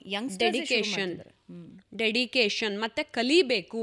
ಇವಾಗ ಒಂದು ಕರಕುಶಲತೆ ಏನೋ ಸಾಮಾನು ತಯಾರಕ್ಕೆ ಕರಕುಶಲತೆ, ಬಟ್ ನಿನ್ನ ಬ್ರೈನು 24 hours ಆ್ಯಕ್ಟಿವ್ ಆಗಿದ್ದಾಗ ಅಹೆಡ್ ಆಫ್ ಟೈಮ್, ಇವಾಗ ನಾನು ಇಲ್ಲಿ ಬರೋದಕ್ಕೆ 40 minutes ಅಂತ ಕ್ಯಾಲ್ಕುಲೇಟ್ ಮಾಡಿಕೊಂಡು ಅಹೆಡ್ ಆಫ್ ಟೈಮ್ ಹೊರಟಿರ್ತೀವಿ. ಇನ್ನು ಕೆಲವ್ರು ಅಂತಾರೆ, ಮೇಡಮ್ ತುಂಬ ಟ್ರಾಫಿಕ್ ಇತ್ತು ಲೇಟಾಗಿ ಬಂದೆ ಅಂತಾರೆ. ನಾನು ಆ ರೀಸನ್ ಕೊಡಬೇಡ ಅಂತೀನಿ. ಈಗ ನೀನೊಂದು ಬಿಸ್ನೆಸ್ ಶುರು ಮಾಡಿದೆ ಅಂತ ಹೇಳಿದ್ರೆ ನಿನ್ನ ಜೀವನಕ್ಕೆ ನೀನು ದುಡ್ಕೋತಿರೋದಪ್ಪ, ಪಕ್ಕದ ಮನೆಯವ್ರ ಜೀವನಕ್ಕಲ್ಲ. ಸೊ ನೀನು ಎಷ್ಟು ಡೆಡಿಕೇಟೆಡ್ ಆಗಿ ಪ್ಯಾಷನೇಟ್ ಆಗಿ ಅದಕ್ಕೆ ಹಾಕಬೇಕು, ನೀನು ಊಟ ಎಷ್ಟು ಪ್ರೀತಿಯಿಂದ ಮಾಡ್ತೀಯೋ ಅಷ್ಟೇ ಡೆಡಿಕೇಟೆಡ್ ಆಗಿ ಅದರ ಆಗು ಹೋಗುಗಳನ್ನು ನೋಡಿಕೊಳ್ಳಬೇಕು. ಆಗು ಹೋಗುಗಳು ನಿನ್ನ ಕೈಯಲ್ಲೇ ಇರುತ್ತೆ. ನೆಕ್ಸ್ಟ್ ಮಂತ್ ನಾನು ಬ್ಯಾಂಕ್ ಲೋನ್ ಕಟ್ಟಬೇಕು ಅಂದರೆ ಡೇಟ್ 5ನೇ ತಾರೀಕು ಬರುತ್ತೆ ಅಂತ ನಿಂಗೆ 20ನೇ ತಾರೀಕೆ ತಲೆಯಲ್ಲಿ ಗೊತ್ತಿರಬೇಕು ತಾನೆ. ಕೈಯಲ್ಲಿ ಇವಾಗೆಲ್ಲ ಮೊಬೈಲ್ ಇದೆ ತಾನೆ. ಸೊ ನೀನು 10 ದಿನದಲ್ಲೇ ಹೇಗೆ ವರ್ಕ್ ಮಾಡಬೇಕು ಅಂತ ಮಲ್ಟಿ ಟಾಸ್ಕ್ ಮಾಡಬೇಕು. ಇದ್ರ ಜೊತೆಗೆ ಈಗ ಸೋಷಿಯಲ್ ಮೀಡಿಯಾ ಜಮಾನದಲ್ಲಿ ಏನಾಗಿದೆ ಅಂದರೆ ಸೋಷಿಯಲ್ ಇನ್ಫ್ಲೂಯೆನ್ಸರ್ ಆಗಿ ನಾವು ಜೀವನ ಕಟ್ಕೊಳ್ತೀವಿ ಅಂದ್ಕೊಳ್ಳೋದು ಬಹಳಷ್ಟು ಜನ ಕಲಿತಾ ಇದ್ದಾರೆ. ಕೆಲವರು ಜೀವನ ಕಟ್ಕೊಂಡಿದ್ದಾರೆ, ನಾ ಇಲ್ಲ ಅಂತ ಹೇಳಲ್ಲ, but everybody can't do it. ದಿನ ಬೆಳಗಾದರೆ ಕೆಲಸದ ಮಧ್ಯದಲ್ಲಿ ಒಂದು 4 ರೀಲ್ಸ್ ಹಾಕೋದು, ಅದಕ್ಕೆ ಲೈಕ್ಸ್ ಬರುತ್ತಾ, ಅದಕ್ಕೆ ಕಮೆಂಟ್ ಬರುತ್ತಾ, ಅದರಲ್ಲಿ ಕಳೀತಾರೆ. ಇದನ್ನು ಹೆಂಗೆ ನೋಡ್ತೀರಾ ನೀವು? ಕೆಲವರು ಅದನ್ನು ಪ್ರೊಫೆಷನ್ ಆಗಿ ತಗೊಂಡಿದ್ದಾರೆ, ಅದರಲ್ಲಿ ಸಕ್ಸಸ್ಸು ಕೂಡ ಕಾಣ್ತಾ ಇದ್ದಾರೆ, ಬಟ್ ಅದು ರಾಹು ಪ್ರೇರಿತ ದುನಿಯಾ ಆದ್ರಿಂದ, ಅಂದರೆ ಕಲಿಯುಗ ರಾಹು ಪ್ರೇರಿತ ಆದ್ರಿಂದ ಅದರಲ್ಲೂ ಮಾಡ್ಕೋತಾರೆ. ಇವಾಗ ಮೊದಲು ಫಿಲಮ್ ಅನ್ನೋದಿರಲಿಲ್ಲ, ಫಿಲಮ್ ಬಂತು, ಆವಾಗ ರೇಡಿಯೋ ಇತ್ತು, ಇವಾಗ ಮೊಬೈಲ್ಗಳೆಲ್ಲ ಬಂತು, ಇವಾಗೆಲ್ಲ ಆನ್ಲೈನು, ಡಿಜಿಟಲ್ ಎಲ್ಲ ಡಿಜಿಟಲೈಸ್ ಆಗಿದೆ. ಸೊ ಕಾಲಕ್ಕೆ ತಕ್ಕನಂಗೆ ನಾವು ಹೋಗ್ತಾ ಇದ್ದೀವಿ, ತಪ್ಪೇನಿಲ್ಲ. ಮುಂದೊಂದು ದಿನ ಇದು ಹೋಗಿ ಇನ್ನೊಂದೇನೋ ಬರಬಹುದು. ಸೊ ಅವಾಗಲ್ಗೂ ತಕ್ಕನಾಗಿ ಅವ್ರು ಮಾಡ್ಕೊಳ್ತಾ ಹೋಗ್ತಾರೆ. ಆದರೆ ಯಾವುದು ಪರ್ಮನೆಂಟ್ ಅಲ್ಲ. ಆದರೆ FMCG, fast moving consumer goods ಅಂತ FMCG ಅಂತ ಹೇಳ್ತೀವಿ. ಅಂದರೆ ನೀವು ತಿನ್ನೋದಂತೂ ನಿಲ್ಸೋಕ್ಕಾಗಲ್ವಾ, ಆಮೇಲೆ ಬಟ್ಟೆ ಹಾಕ್ಕೊಳ್ಳೋದಂತೂ ನಿಲ್ಸೋಕ್ಕಾಗಲ್ವಾ, ಮತ್ತು ಯಾವುದೇ ರಿಸಿಷನ್ ಬಂದರೂ ಅದೇ ನಾನು ಹೇಳ್ತಿದ್ದೆ, ಹಾಲಂತೂ ದಿನ ತೊಗೊಳ್ಳೇಬೇಕಾ, ಹಾಸ್ಪಿಟ್ಲಂತೂ ನಿಮಗೆ ಏನೇ ಆದರೂ ಮನುಷ್ಯ ಹೋಗಲೇಬೇಕು. ಸೊ ಈ ಥರ ಕೆಲವನ್ನ ನೀವು ಯೋಚಿಸಿ ಬಿಸ್ನೆಸ್ ಯಾವುದಕ್ಕೆ ಕೈ ಹಾಕಬೇಕು ಅನ್ನೋದಕ್ಕೆ ಕೈ ಹಾಕಬೇಕು. ಸೊ ಅವಾಗ ನಿಮ್ಗೆ ಇನ್ಕಮ್ ಅನ್ನೋದು ಬರ್ತಾನೆ ಇರುತ್ತೆ. ಇಲ್ಲಿ ಒಂದು ಕಡೆ ಸ್ಟಾಪ್ ಆದರೂ ಇನ್ನೊಂದು ಕಡೆ ಬರ್ತಾ ಇರುತ್ತೆ. Okay, parallel income. ಯಾಕಂದರೆ ನಾನು ಯಾಕೆ ಇದನ್ನು ಕೇಳ್ತಿದ್ದೀನಿ, ಒಬ್ಬ ಇಂಡಿಪೆಂಡೆಂಟ್ ವುಮೆನ್ ಆಗಿ ನೀವು ಜನರಿಗೆ ಮಾರ್ಗದರ್ಶಕರಾಗಿದ್ದೀರಾ. ಸೊ ಇಂಡಿಪೆಂಡೆಂಟ್ ಆಗಬೇಕು ಅಂತ ಹೇಳಿದ್ರೆ ಫಿನಾನ್ಷಿಯಲ್ ಇಂಡಿಪೆಂಡೆನ್ಸ್ ತುಂಬ ಮುಖ್ಯ. ಹಾಗಾಗಿನೇ ನಾನು ಮತ್ತೆ ಕೇಳ್ತಾ ಇದ್ದೀನಿ. ಯಾವಾಗಲೂ ಬಹಳಷ್ಟು ಜನ ಆರ್ಥಿಕ ತಜ್ಞರು ಅಥವಾ ಬಿಸ್ನೆಸ್ ಪರ್ಸನ್ಸ್ ಏನು ಹೇಳ್ತಿರ್ತಾರೆ ಅಂದರೆ, ಒನ್ ಇನ್ಕಮ್ನ ನಂಬ್ಕೋಬೇಡಿ, ಯಾವಾಗಲೂ ಪ್ಯಾರಲಲ್ ಇನ್ಕಮ್ಸ್ ಜೀವನದಲ್ಲಿ ಮುಖ್ಯ ಅಂತಾರೆ. ನಾನು ಹಂಗೆ ಮಾಡ್ಕೊಳ್ಳೋದು ನನ್ನ ಲೈಫಲ್ಲಿ. I do events, I do ಗೌರ್ಮೆಂಟ್ಗೆ ಇವಾಗಲೂ ಹೋಗಿ ನಮ್ರತೆಯಿಂದ ಕೂತು ಎಲ್ಲ ಶಾರ್ಟ್ ಫಿಲ್ಮ್ಸ್ ಮಾಡ್ತೀನಿ, ಅಡ್ವರ್ಟೈಸ್ಮೆಂಟ್ಗಳು ಮಾಡ್ತೀನಿ, ಮತ್ತು ಅವ್ರುಗಳ ಇವೆಂಟ್ಗಳನ್ನು ಕೊಟ್ಟರು ನಾನು ನಮ್ರತೆಯಿಂದ ಮಾಡ್ತೀನಿ. ಮ್ಯೂಸಿಕ್ ಜಿಂಗಲ್ಸ್ ಕೊಟ್ಟರು ಅದನ್ನು ಮಾಡ್ತೀನಿ. ಇನ್ನೊಂದೆಲ್ಲೋ ಚಾರಿಟಬಲ್ ಆ್ಯಕ್ಟಿವಿಟೀಸ್ಗೆ ಇಲ್ಲಿಂದ ತೊಗೊಂಡೋಗಿ ಅಲ್ಲಿಗೆ ದುಡ್ಡು ಕೊಡಬೇಕು ಅಂದರೆ ಇಲ್ಲಿ ಬಂದಿದ್ದು ನಾನೇ ಇಟ್ಕೊಳ್ಳಲ್ಲ, ಪೂರ್ತಿ ಅಲ್ಲಿಗೆ ಕೊಡ್ತೀನಿ. ಅದ್ರ ಜೊತೆ ನಾನು ಫಿಲ್ಮ್ ಮಾಡಬೇಕು ಅಂದರೆ ಪ್ರೊಡಕ್ಷನ್ನು ಕಲೆಕ್ಟಿವ್ ಆಗಿ ಫಂಡ್ಸ್ ತೊಗೊಂಡು ಅದನ್ನು ಮಾಡ್ತೀನಿ, ಪ್ರೊಡ್ಯೂಸ್ ಮಾಡ್ಬಿಟ್ಟು. ಬಟ್ ಫಿಲಮಲ್ಲಿ ಏನಾಗುತ್ತೆ, ಈಗ ಇನ್ವೆಸ್ಟ್ ಮಾಡಿದ್ದು 2 ವರ್ಷ ಆಗುತ್ತೆ ಬರೋದು. ಬಟ್ ನೀನು how do you run your life ಅಂದಾಗ ಸಣ್ಣದು ಮಾಡ್ಕೊಳ್ತಾನೆ ಹೋಗಬೇಕು. ಇಲ್ಲಿ ಈಗೋ ಅನ್ನೋದನ್ನ ಇಟ್ಕೋಬಾರ್ದು ಮನುಷ್ಯ. ನಾನು ತುಂಬ ಜನರಿಗೆ ಯಂಗ್ಸ್ಟರ್ಸ್ಗೆ ಹೇಳ್ತೀನಿ, ಹೋಗ್ರೋ ಯಾವ್ದಾರ ಒಂದು ಡಾಕ್ಯುಮೆಂಟ್ರಿ ಮಾಡಿ. ಮೇಡಮ್ ನಾವ್ಯಾಕೆ ಡಾಕ್ಯುಮೆಂಟ್ರಿ ಮಾಡೋದು, ನಾವು ಫಿಲಮ್ ಮಾಡಬೇಕು ಅಂತ ಬಂದಿದ್ದೀವಿ ಅಂತಂತಾರೆ. ಅದಕ್ಕೆ ಬಿದೋಗ್ತೀರಾ. ಫಿಲಮ್ ನೀನೀಗ ಮಾಡಿದ್ರು ಫಸ್ಟ್ ಒಂದೇ ಫಿಲಮ್ ಸಕ್ಸಸ್ ಆಗಬೇಕಾ, ಅದ್ರಲ್ಲಿ ನಿಂಗೆ ದುಡ್ಡು ಬರಬೇಕಾ, ಯಾವಾಗಪ್ಪ ಬರುತ್ತೆ, ನಿಮ್ಮ ಅಪ್ಪ ಅಮ್ಮ ಕಾಯ್ಕೊಂಡಿರ್ತಾರೆ. ಸೊ ಇದೆಲ್ಲ ಚಿಕ್ಕ ಕೆಲಸಗಳು ನಿನಗೆ short term goals and long term goals, short term income and long term income ಅಂತಂದು ನೀನು ಒಂದು ಚಾರ್ಟನ್ನು ಹಾಕ್ಕೋಬೇಕು. ಹಾಕ್ಕೊಂಡಿದ್ದಕ್ಕೆ ನೀನು ನಡ್ಕೋಬೇಕು ಆ ರೀತಿ. ಎಲ್ಲದಕ್ಕೂ ಮೂಲತಃ ಹೇಳ, ನಿನ್ನಲ್ಲಿರುವ ಒಳ್ಳೆತನ, ನಿನ್ನಲ್ಲಿರುವ ಡೆಡಿಕೇಶನ್ನು, ಮತ್ತು ನನಗದು ಬೇಕು ಅಂದರೆ 100 ಮೀಟರ್ಸ್ ರನ್ನಿಂಗ್ ಥರ ನೀವು ಹೋಗಿ ಅದನ್ನು ಕಿತ್ಕೊಂಡ್ಬರ್ಬೇಕು. ಮೇಡಮ್ ಇವತ್ತು ಹೊಟ್ಟೆ ನೋವು ಬರಲ್ಲ, ಮೇಡಮ್ ನಮ್ಮ ಅಜ್ಜಿ ಬರ್ತಾ ಇದ್ದಾರಂತೆ, ಅವ್ರನ್ನೊಂಚೂರು ನೋಡ್ಕೊಂಬಂದ್ಬಿಡ್ತೀನಿ ಅಂತ 12 ಗಂಟೆಗೆ ಬರೋದು. ನಿನ್ನ ಜೀವನದ ಬಗ್ಗೆ ನೀನು ನನಗೆ ಅರ್ನ್ ಮಾಡಿಕೊಡ್ತಿಲ್ಲ, ನಿನಗೆ ಅರ್ನ್ ಮಾಡ್ಕೊತಿರೋದು. ನಿನ್ನ ಜೀವನದ ಬಗ್ಗೆ ನಿನಗೇ ಇಲ್ಲ ಅಂತ ಹೇಳಿದ್ರೆ, if you are not managing your time. ಇವಾಗ ದೊಡ್ಡ CEO ಅಜ್ಜಿ ಇರಲ್ವಾ, ದೊಡ್ಡ CEO ಟ್ರಾಫಿಕ್ ಇರಲ್ವಾ, ದೊಡ್ಡ ವ್ಯಕ್ತಿಗಳಿಗೂ ಈ ಪ್ರಾಬ್ಲಮ್ಗಳಿರಲ್ವ ಸಮಾಜದಲ್ಲಿ ಇರುತ್ತೆ. ಈ ಪ್ರಾಬ್ಲಮ್ಗಳ ಮಧ್ಯ ಬೆಳೆಯೋನೇ ನಿಜವಾದ ಹೀರೋ. ರೂಪಾ ಅಯ್ಯರ್ ಅವರು ಎಷ್ಟು ಬಿಸ್ನೆಸ್ ಮಾಡ್ತಾರೆ, ಹೆಂಗೆ ಹಣ ಗಳಿಸ್ತಾರೆ ಅಂತ ಕೇಳೋಳಿದ್ದೆ, ಬಟ್ ನನಗೆ ಆ ಪ್ರಶ್ನೆಗೆ ಇಲ್ಲೇ ಉತ್ತರ ಸಿಕ್ಬಿಟ್ಟಿದೆ. ಸೊ ಇಷ್ಟು ಪ್ರೋ ಆ್ಯಕ್ಟಿವ್ ಇರೋ ರೂಪಾ ಅಯ್ಯರ್ ಅವರು ಆಧ್ಯಾತ್ಮದ ಒಲವು ಯಾವಾಗ ಶುರುವಾಯಿತು? ಚಿಕ್ಕ ವಯಸ್ಸಿಂದಾನೇ ಇತ್ತಾ? ಆ್ಯಂಡ್ ನನಗೆ ತುಂಬ ಖುಷಿಯಾಗಿದ್ದು, ನಾನು ಅದನ್ನೇ ಯಾವಾಗಲೂ ನೆನಪು ಮಾಡ್ಕೊಳ್ತಾ ಇರ್ತೀನಿ ನಿಮ್ಮ ವಿಷಯದಲ್ಲಿ. ಹೆಣ್ಣು ಮಕ್ಕಳಿಗೆ ಕೆಲವೊಂದು ನಿಷಿದ್ಧ ಅಂತ ದೂರ ಇಟ್ಟುಬಿಟ್ಟಿದ್ದಾರೆ ಬಹಳಷ್ಟು ಜನ. ಆದರೆ ಅದು ನಿಷಿದ್ಧ ಅಲ್ಲ ಅನ್ನೋದನ್ನು ನೀವು ಪ್ರೂವ್ ಮಾಡಿ ತೋರಿಸಿದ್ದೀರಾ. ಆ್ಯಂಡ್ ಹೆಣ್ಮಕ್ಳು ಮಾಡಬಹುದು ಹೇಗೆ ಅನ್ನೋದನ್ನು ನೀವು ತೋರಿಸಿದ್ದೀರಾ. ಸೊ ಆಧ್ಯಾತ್ಮದ ಜರ್ನಿ ಒಂದು ಸ್ವಲ್ಪ ನನಗೆ ಇದನ್ನು ಕೂಡ ದೇವರು ನಿಜವಾಗ್ಲೂ ಆಶೀರ್ವಾದ ಮಾಡಿ ಕಳಿಸಿರೋದು. ಈ ಕಲಿಯುಗದಲ್ಲಿ ನೀವು ಪ್ರೂವ್ ಮಾಡಿ ತೋರಿಸು ಅಂತ. ಅದೆಲ್ಲ ಹೋದ ಜನ್ಮದಿಂದ ಬಂದಿರುತ್ತೆ. ಒಂದೇ ಜನ್ಮದಲ್ಲಿ ಸಾಧನೆ ಮಾಡೋಕ್ಕಲ್ಲ. ಎಸ್ಪೆಷಲಿ ಆಧ್ಯಾತ್ಮದಲ್ಲಿ ಒಂದು ಮಂತ್ರ ನಾನು ಉಚ್ಚಾರಿಸ್ಬೇಕು, ಹೇಳಬೇಕು, ಅದು ಪ್ರಾಕ್ಟಿಕಲಿ ವರ್ಕೂ ಆಗಿ ನನ್ನ ಕೈ ಹಿಡಿದು ಕರ್ಕೊಂಡು ಹೋಗಬೇಕು ಅಂದರೆ ನಿಮಗೂ ಗೊತ್ತು, ಒಂದು ಜನ್ಮದ ಎನರ್ಜಿ ಅಲ್ಲ ಅದು. ಎಷ್ಟೋ ಜನ್ಮಗಳಿಂದ ಪೆಂಡಿಂಗ್ ಕರ್ಮ ಇಲ್ಲಿ ಬಿಟ್ಟು ಹೋಗಿರ್ತೀನಿ, ಅದನ್ನು ನಾನು ಮುಂದುವರಿಸ್ಕೋತಾ ಇದ್ದೀನಿ. ಆದರೆ ಕಲಿಯುಗದಲ್ಲಿ ತುಂಬ ಕಷ್ಟ. 10 ಕಡೆಯಿಂದ ಬಂದು ನಿಮ್ಮನ್ನು ಹಿಂಗೆ ಲಾಕ್ ಮಾಡಿ ಸಿಕ್ಕಾಕಿಸ್ಬಿಡ್ತಾರೆ, ಅಥವಾ ನಿಮ್ಮ ಹತ್ರ ಇರೋದೆಲ್ಲ ಕಿತ್ಕೊಂಡು ಹೋಗ್ಬಿಡ್ತಾರೆ, ನೀವು ಬದುಕು ನೋಡೋಣ ಅಂತಾರೆ. ದಟ್ ಈಸ್ ವೇರ್ ನನಗೆ ಆಧ್ಯಾತ್ಮ ಮತ್ತು ದೇವರು, ನನ್ನ ಭಕ್ತಿ ಅದೊಂದೇ ಹೆಲ್ಪ್ ಮಾಡಿದ್ದು. ಇವಾಗಲೂ ನನ್ನ ಚರಂಡಿಲಿ ಬಿಸಾಕಿ ನನಗೆ ಗೊತ್ತು, ನಾನು ಎಲ್ಲ ಕಿತ್ಕೊಂಡ್ಬಿಡಿ, ನನಗೆ ಗೊತ್ತು ನಾನು ಹೆಂಗೆ ಬೆಳ್ಕೊಂಬರ್ಬೇಕು ಅಂತ. ಯಾಕಂದರೆ ದೇವ್ರು ನನ್ನ ಜೊತೆ ಇದ್ದಾನೆ. ಸೊ ಆ ಎಲ್ಲವನ್ನು ಪ್ಲಾನೆಟ್ಸ್ ಆಗಿರಲಿ, ಎನರ್ಜಿ ಆಗಿರಲಿ, ಹೆಂಗೆ ಚೇಂಜ್ ಮಾಡ್ಕೋಬೇಕು ಅಂತ ದೇವರೇ ನಿನ್ನ ಕೈ ಹಿಡಿದಾಗ ನಿನಗೆ ಗೊತ್ತಾಗುತ್ತೆ. ಸೊ ಅದಾದಮೇಲೆ ನನಗೆ ಹೆಂಗೆ ಚಿಕ್ಕ ವಯಸ್ಸಿಂದ ಅಮ್ಮ ಭಕ್ತಿಲಿ ಪೂಜೆ ಮಾಡಿಸೋರು, ವ್ರತ ಮಾಡಿಸೋರು ಅದೆಲ್ಲ ಬೆಳ್ಕೊಂಬಂದೆ. ಅದಾದಮೇಲೆ ನನ್ನ ಗಾಡ್ ಪೇರೆಂಟ್ಸ್ ಅಮೇರಿಕಲ್ಲಿದ್ದಾರೆ, ನ್ಯೂ ಜೆರ್ಸಿಲಿ, ರವಿ ರಾಜಗೋಪಾಲ್, ಗಾಯತ್ರಿ ರವಿ ಅವರು. ಅವ್ರು ನನಗೆ ಭಗವದ್ಗೀತಾ ಓದು ನೀನು, ಅದನ್ನು ಅಳವಡಿಸ್ಕೋಬೇಕು ಜೀವನದಲ್ಲಿ ಅಂತ ಆವಾಗ ಎಲ್ಲ ಹೇಳ್ಕೊಟ್ಟು ನನಗೆ ಪ್ರೇರಣೆ ತುಂಬಕ್ಕೆ ಶುರು ಮಾಡಿದ್ರು. ನಾನು ಅವಾಗ ಅಯ್ಯೋ ಸುಮ್ಮನೆ ನನ್ನದೇ 100 ಕಷ್ಟ, ಹಾಕ್ಕೊಳ್ಳೋಕೆ ಬಟ್ಟೆ ಇಲ್ಲ, ಓಡಾಡೋಕ್ಕೆ ಒಂದು ಕಾರ್ ಇಲ್ಲ, ನಾನು ಇಷ್ಟು ಕಷ್ಟಪಟ್ಟು ಭಗವದ್ಗೀತೆ ಓದಿದ್ ಮಾತ್ರ ಏನು ಬಂದ್ಬಿಡುತ್ತೆ ಅಂದ್ಕೊಂಡೆ. ಆದರೂ ಅವ್ರು ಹೇಳೋದ್ರಿಂದ ನಾನಾದರೂ ಸುಮ್ಮನೆ ಕೂತ್ಕೊಂಡು ತಲೆನೋವು ಅಂತ ಮಧ್ಯೆ ಕಾಫಿ ಕುಡ್ಕೊಂಡು ಅದೆಲ್ಲ ಕೇಳಿಕೊಂಡು ದ್ವೈತ ಅದ್ವೈತ ವಿಷ್ಟ ಅದ್ವೈತ ಅದೆಲ್ಲ ಮಾಡಿಕೊಂಡು ಅದನ್ನು ಅಳವಡಿಸ್ಕೊಂಡು ಪೂಜೆ ಮತ್ತು ಜೀವನನ ನಡೆಸೋದಕ್ಕೆ ಶುರು ಮಾಡಿದೆ. ಕರ್ಮ ಮಾರ್ಗ, ಭಕ್ತಿ ಮಾರ್ಗ, ಜ್ಞಾನ ಮಾರ್ಗ. ಆಮೇಲೆ ರವಿ ಓನ್ಲಿನೇ ಅವರೇ ನನಗೆ ಹೇಳಿದ್ರು, ನೀನು ಎಲ್ಲರೂ ಎಲ್ಲನೂ ಓದ್ತಾರೆ, ನೀನು ಫಿಲಾಸಫಿನೇ ಓದು, ಅಕಾಡೆಮಿಕ್ ಎಜುಕೇಷನ್. ಯಾಕೆ? ಫಿಲಾಸಫಿ ಓದಿದಾಗ ನಿನ್ನ ಜೀವನ ಹೇಗೆ ಬೇಕಾದ್ರೂ ಬದಲಾಯಿಸ್ಕೋಬೋದು ಮತ್ತು ಮುಕ್ತಿ ಮಾರ್ಗದಲ್ಲೇ ಹೋಗಬಹುದು. ಇದೆಲ್ಲ ಏನು ಗೊತ್ತಾ, ಮೆಟೀರಿಯಲ್ ಥಿಂಗ್ಸು ನಂಗೆ ಹೋದ ಜನ್ಮದಲ್ಲೂ ಸಿಕ್ಕಿತ್ತು, ಅದರ ಹಿಂದಿನ ಜನ್ಮದಲ್ಲೂ ಸಿಕ್ಕಿತ್ತು, ಈಗಲೂ ಅದೇ ಸಿಗಬೇಕು ಅಂತೇನಿಲ್ಲ. ನನಗೆ ಪರಮಾತ್ಮ ಸಿಗಬೇಕು. ಸೊ ಹಾಗಾಗಿ ನಾನು ಅದರ ಪೆಂಡಿಂಗ್ ಕರ್ಮ ಮುಗಿಸ್ಕೋಬೇಕು ಅಂದಾಗ ನಾನು ಮಾಡ್ರನ್ನಾಗೇ ಹೋಗ್ಬೋದು, ಕಾರಲ್ಲಿ AC ಹಾಕ್ಕೊಂಡು ಹೋಗ್ಬೋದು, ಆರಾಮಾಗಿ ಮಲ್ಕೊಂಡೇ ಇರ್ಬೋದು. ಆದರೆ ನನ್ನೊಳಗೆ ಆಧ್ಯಾತ್ಮಿಕತೆಯನ್ನು ಅಳವಡಿಸ್ಕೊಂಡು ನಾನು ಹೋದಾಗ 15 ವರ್ಷದಲ್ಲಿ ನಾನು ಅಚೀವ್ ಮಾಡೋದನ್ನ 5 ವರ್ಷದಲ್ಲಿ ಅಚೀವ್ ಮಾಡ್ತೀನಿ. That is the power of spirituality. So ಅದಕ್ಕೆ ಅವ್ರು ನನಗೆ MA ಇನ್ ಫಿಲಾಸಫಿ, ನಾನು MCom ಮಾಡ್ಕೊಂಡಿದ್ರು, ಇಲ್ಲ ಫಿಲಾಸಫಿ ಓದು, MA ಇನ್ ಫಿಲಾಸಫಿ ಮಾಡಿ ಡಾಕ್ಟರೇಟ್ ಇನ್ ಫಿಲಾಸಫಿನೇ ಮಾಡಬೇಕು ಅಂತ. ಈಗ ಅಧ್ಯಾತ್ಮ ಮತ್ತು ವಿಜ್ಞಾನ, ನೀವೇ ಮೊದಲಿಗರು. ನಾನು ಒಬ್ಬಳೇ ಸ್ಟೂಡೆಂಟ್ ಆಗಿದ್ದೆ. ಅದನ್ನು ಗೌರ್ಮೆಂಟ್ ಇವ್ರಿಗೆಲ್ಲ ಹೇಳಿ ಗಲಾಟೆ ಮಾಡಿ ಓಪನ್ ಮಾಡಿಸಿ ಅದಕ್ಕೆ ಇನ್ಫ್ಲೂಯೆನ್ಸ್ ತಂದು ಮಿನಿಸ್ಟ್ರ್ ಹತ್ರ ನಾನು ಅಡ್ಮಿಷನ್ ತೊಗೊಳ್ಳಿ ಸರ್ ಅಂತ ಹೇಳಿಬಿಟ್ಟು ಆಮೇಲೆ ನನಗೆ ಅದನ್ನು ಕೊಡಿಸ್ಕೊಟ್ರು. ಆಮೇಲೆ ಇನ್ನೊಂದೇನು ಗೊತ್ತಾ, ಅದರಲ್ಲೇ ನಾನು 90s ಮೇಲ್ ಮಾರ್ಕ್ಸ್ ತೆಗೆದಿದ್ದು. ಚಿಕ್ಕ ವಯಸ್ಸಿಂದ ನಾನು ಆವ್ರೇಜ್ ಸ್ಟೂಡೆಂಟ್. ಆ ಕಷ್ಟದಲ್ಲಿ ಡ್ಯಾನ್ಸ್ ಕಡೆ ಇದ್ನಲ್ಲ, ನಾನು ಆವ್ರೇಜಲ್ಲಿದ್ದೆ. ನಾನೇನು ನಂಬರ್ 1 ಅವೆಲ್ಲ ನಂಬ್ತಿರ್ಲಿಲ್ಲ. ದೇವ್ರು ನನ್ನ ಜೊತೆ ಇದ್ದಾನೆ, ನಾನು ಚೆನ್ನಾಗಿ ಬದುಕ್ತೀನಿ, ನನಗೇನು ಆವ್ರೇಜ್ ಬಂದರೂ ಪರವಾಗಿಲ್ಲ ಅಂತ. ಅದಕ್ಕೆ ನಾನೇನು ಇಂಜಿನಿಯರಿಂಗ್ ಓದೋಕ್ಕೆ ಹೋಗಲಿಲ್ಲ. ಬಟ್ ಇಲ್ಲಿ ನಾನು ಅದೇ ಡಾಕ್ಟರ್ ಆಗಬೇಕು ಅಂತ ಇಷ್ಟ ಆಯಿತು, MBBS.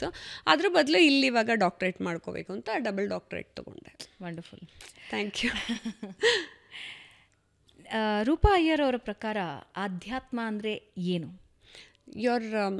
ನಿಮ್ಮ ಜೀವನದ ನಡವಳಿಕೆ, ನಡತೆ, ನೀವು ನಡೆಸೋ ಜೀವನದ ಮಾರ್ಗವೇ ಆಧ್ಯಾತ್ಮ. ಆತ್ಮ ಅಂತ ಲಿಟ್ರಲ್ ಮೀನಿಂಗ್ ಏನು ಅಂದರೆ ಆತ್ಮದ ಸಂಶೋಧನೆ ಮಾಡೋದು. ಸೊ ಆತ್ಮದ ಸಂಶೋಧನೆ ಮಾಡ್ಕೊಂಡು ಹೋದಾಗ ನಿಮಗೆಲ್ಲ ವರ್ಕ್ ಆಗುತ್ತೆ ಅಂದಾಗ ನೀವೇನು ಮರದ ಕೆಳಗೆ ಕೂತು ತಪಸ್ಸು ಮಾಡ್ಕೊಂಡ್ರು ಅಂತಲ್ಲ. ಕೃಷ್ಣ ಅದನ್ನೇ ಗರುಡ ಪುರಾಣದಲ್ಲಿ ವಿಷ್ಣು ಹೇಳ್ತಾನೆ, ಗರುಡ ನಾನು ಎಲ್ರಿಗೂ ಮುಕ್ತಿ ಕೊಡೋ ಹಾಗಿದ್ದಿದ್ರೆ, ಅಂದರೆ ಊರೆಲ್ಲ ಬಿಟ್ಬಿಟ್ಟು ಕಾಡಲ್ಲೇ ಕೂತು ತಪಸ್ಸು ಮಾಡೋ ಅಂಥವ್ನಿಗೆ ಮುಕ್ತಿ ಕೊಡೋ ಹಾಗಿದ್ರೆ ಹುಲಿ ನರಿಗಳಿಗೂ ಕೊಡ್ತಿದ್ದೆ, ನೀನು ಇಲ್ಲಿದ್ದು ಕರ್ಮಗಳನ್ನು ಮುಗಿಸ್ಬೇಕು ಅಂತ ಹೇಳ್ತಾನೆ. ಸೊ ಆಧ್ಯಾತ್ಮವನ್ನು ಅಳವಡಿಸ್ಕೊಂಡು ಜೀವನದ ಕರ್ಮಗಳನ್ನು ನೀನು ಪುಣ್ಯಕರ್ಮಗಳನ್ನು ಪಾಪಕರ್ಮನೂ ನಲ್ಲಿಫೈ ಮಾಡಿ ನೀನು ಹೇಗೆ ಮುಗಿಸ್ಬಿಟ್ಟು ಮುಕ್ತಿಗೆ ಹೋಗ್ತೀಯ ಅಂತ ಅನ್ನೋದು. ಸೊ ಅದು ನೀವು ಇಲ್ಲೇ ಇದ್ಕೊಂಡೆ ಎಲ್ಲವನ್ನು ಮಾಡು ಅನ್ನೋದೇ ಅವನು ಅರ್ಜುನನಿಗೂ ಹೇಳಿದ್ದು. ಯುದ್ಧ ನೀನೇ ಮಾಡು ಅಂತ. ನಾನು ಇವನು ತಥಾಸ್ತು ಅಂತ ಎಲ್ಲರನ್ನೂ ಸಾಯಿಸ್ಬಿಡ್ಬೋದಿತ್ತಲ್ಲ. ಆದರೆ ನನ್ನ ಕರ್ಮ ನಾನೇ ಮಾಡಬೇಕು, ಅದಕ್ಕೆ ಕರ್ಮಗಳನ್ನು ಮುಗಿಸ್ಕೊಳ್ಳಿ ಅನ್ನೋದಕ್ಕೇ ಇರೋದು. ಆಧ್ಯಾತ್ಮ ತುಂಬ ಬ್ಯೂಟಿಫುಲ್ ಇದೆ, ಕಾಂಪ್ಲಿಕೇಟೆಡು ಅಲ್ಲ. ನಿಮ್ಮ ಮಾಡ್ರನ್ ಲೈಫ್ನು ಅದೇನು ಕಿತ್ಕೊಂಡು ಹೋಗಲ್ಲಪ್ಪ. ನಾನು ಇವತ್ತು ಜಿಮ್ಗೂ ಹೋಗ್ತೀನಿ, ಪೂಜೆನೂ ಮಾಡ್ತೀನಿ, ಮಾಡ್ರನ್ ಆಗೂ ಇದ್ದೀನಿ ಕಲಿಯುಗದಲ್ಲಿ. ಆದರೆ ಇದು ನಿಮ್ಮ ವೇ ಆಫ್ ಲೀಡಿಂಗ್ ಲೈಫ್. ಧರ್ಮದಿಂದ ಎವ್ರಿ ಮಿನಿಟ್ ಕಾನ್ಷಿಯಸ್ ಆಗಿರ್ತೀರ. ಆವಾಗ ನಿಮಗೆ ಮಲ್ಟಿ ಟಾಸ್ಕ್ ಮಾಡೋದಕ್ಕೂ ಎನರ್ಜಿ ಬರುತ್ತೆ. ಯಾಕಂದ್ರೆ ನೀವು ಕಾನ್ಷಿಯಸ್ ಆಗಿ ಅದು ಜ್ಞಾಪಕ ಬರುತ್ತೆ, ಇದು ಜ್ಞಾಪಕ ಬರುತ್ತೆ, ಇದು ಜ್ಞಾಪಕ ಬರುತ್ತೆ. ಆಮೇಲೆ ನಿಮ್ಗೆ 100 ಜನ ಇದ್ದರೂ ಹ್ಯಾಂಡಲ್ ಮಾಡ್ತೀರಾ. ನಂಗೆ ದಿನಕ್ಕೊಂದು 100 ಫೋನ್ ಕಾಲ್ಸ್ ಬಂದರು, I handle every phone call and ಎಲ್ಲ. ನಾಸ್ತಿಕರ ಒಂದು ಪ್ರಶ್ನೆ ಕೇಳ್ತೀನಿ. ಅವರು ಪರ್ಸ್ನಾಲಿಟಿ ವೈಸ್ ವೀಕ್ ಇರ್ತಾರೆ, ಹಾಗಾಗಿ ಆಧ್ಯಾತ್ಮ ಅನ್ನೋ ಹೆಸರು ತಗೊಂಡು ಅದರ ಬಲ ಪಡ್ಕೊಳ್ಳೋ ಪ್ರಯತ್ನ ಪಡ್ತಾರೆ ಅಂತಾರೆ. ಅವ್ರಿಗೆ ರುಚಿ ಗೊತ್ತಿರಲ್ವಲ್ಲ. ಈಗ ಸತ್ಯನಾರಾಯಣ ಸ್ವಾಮಿ ಪ್ರಸಾದದ ರುಚಿ, ಆಹಾ ಸಜ್ಜಿಗೆ ಎಷ್ಟು ರುಚಿ ಆಯಿತು ಅಂದರೆ ಗೊತ್ತಿಲ್ಲ ಅಂತಾರೆ. ತಿಂದವನಿಗೆ ಅದ್ರ ರುಚಿ ಗೊತ್ತು. ಇನ್ನೊಂದೇನು ಹೇಳ್ತಾನೆ, ಅದನ್ನೇ ನಾರಾಯಣ ಗರುಡ ಪುರಾಣದಲ್ಲೇ ಗರುಡಂಗೆ ಹೇಳ್ತಾನೆ, ಪಾಯಸ ಬಡಿಸೋ ಸೌಟ್ಗೆ ಪಾಯಸದ ರುಚಿ ಗೊತ್ತಿರಲ್ವಂತೆ. ಯಾಕಂದರೆ ಅದು ಸ್ಟೀಲು ಅಥವಾ ಯಾವುದೋ ಒಂದು ಮೆಟಲ್ ತಿನ್ನಲ್ವಲ್ಲ ಪಾಯಸ, ನಾವು ತಾನೇ ತಿನ್ನೋದು. ಸೊ ಅವ್ರಿಗೆ ಆ ರುಚಿ ಗೊತ್ತಿರಲ್ಲ, ಅದನ್ನ ಅಳವಡಿಸ್ಕೊಂಡಿರೋ ಇಲ್ಲದೆ ಇರೋದ್ರಿಂದ ಆ ರೀತಿ ಕುಂಕು ಮಾತುಗಳನ್ನ ಆಡ್ತಾರೆ. ಇನ್ನೊಬ್ರು ಯಾರೋ ಹೇಳಿದರು, ಶ್ರೀರಾಮಚಂದ್ರ ಏನು ಇಂಜಿನಿಯರಿಂಗ್ ಓದಿದ್ನಾ ಬ್ರಿಡ್ಜ್ ಕನ್ಸ್ಟ್ರಕ್ಟ್ ಮಾಡೋಕ್ಕೆ ಅಂತ. ಹಂಗಾಯ್ತಿದು. ಯಾಕೆ ದೇವರು ಜಗತ್ತನ್ನೇ ಬ್ರಹ್ಮಾಂಡನೇ ಸೃಷ್ಟಿ ಮಾಡಿದವನು ನಿಮ್ಮ ತಾತ್ಕಾಲಿಕವಾಗಿ ಏನೋ ಒಂದು ಡಿಗ್ರಿ, ಅದು ಏನು ಬ್ರಿಟಿಷ್ ಅವ್ರು ಮಾಡಿ ಫಿಕ್ಸ್ ಮಾಡಿಬಿಟ್ಟು ಹೋಗಿದ್ದು ನಿಮ್ಗೆ ಈ ಥರದ್ದು ಡಿಗ್ರಿಗಳನ್ನ. ಗುರುಕುಲದಲ್ಲಿ ಅದಿರಲಿಲ್ಲ, ನೀವು ಮುಕ್ತಿ ಪಡ್ಕೊಳ್ಳೋಕ್ಕೆ ಮುಂದೆ ಹೋಗಬೇಕಾಗಿತ್ತು. ಸೊ ಇದನ್ನು ತಾತ್ಕಾಲಿಕವಾದನ್ನ ಹಿಡ್ಕೊಂಡವರು ಅವ್ರಿಗೆಲ್ಲ ಹಂಗಂತಾರೆ. ಡೆತ್ ಬೆಡ್ಡಲ್ಲಿ ಹಾಸ್ಪಿಟ್ಲಲ್ಲಿ ಮಲ್ಕೊಂಡಾಗ ಇದೆಲ್ಲ ಗೊತ್ತಾಗತ್ತೆ. ಏನು ನೆಕ್ಸ್ಟ್ ನನ್ನ ಯಾರು ಯಮದೂತರು ಬಂದು ನನ್ನ ಕರ್ಕೊಂಡು ಹೋಗ್ತಿದ್ದಾರಾ, ದೇವತೆಗಳೇ ಬಂದು ನನ್ನ ಸ್ವಾಗತಿಸ್ತಿದಾರ ಅಂತ. ಸಹಿಷ್ಣುತೆ ಅನ್ನೋದು ಇತ್ತೀಚಿನ ದಿನದಲ್ಲಿ ಸೋಷಿಯಲ್ ಮೀಡಿಯಾದಲ್ಲಿ ನಿಲ್ ಅಂತ ಅನಿಸುತ್ತೆ, ಝೀರೋ ಬಂದಿದೆ. ನಾಸ್ತಿಕ ಆಸ್ತಿಕರನ್ನು ಸಹಿಸಿಕೊಳ್ಳೋದೇ ಇಲ್ಲ, ಆಸ್ತಿಕರು ನಾಸ್ತಿಕರನ್ನು ಸಹಿಸಿಕೊಳ್ಳೋದೇ ಇಲ್ಲ. ಅಂದರೆ ಭಾರತೀಯ ಸಂಪ್ರದಾಯ ಅಥವಾ ಭಾರತೀಯ ವ್ಯವಸ್ಥೆಯಲ್ಲಿ ಹೆಂಗಿದೆ ಅಂತ ಹೇಳಿದ್ರೆ, ನೀನು ನಿನ್ನ ಧರ್ಮದ ಅನುಸರಣೆ ಮಾಡು, ನಾನು ನನ್ನ ಧರ್ಮದ ಅನುಸರಣೆ ಮಾಡ್ತೀನಿ, ನನಗೆ ನಿನ್ನ ಧರ್ಮದ ಬಗ್ಗೆ ಗೌರವ ಇದೆ, ನಿನಗೆ ನನ್ನ ಧರ್ಮದ ಬಗ್ಗೆ ಗೌರವ ಇದೆ.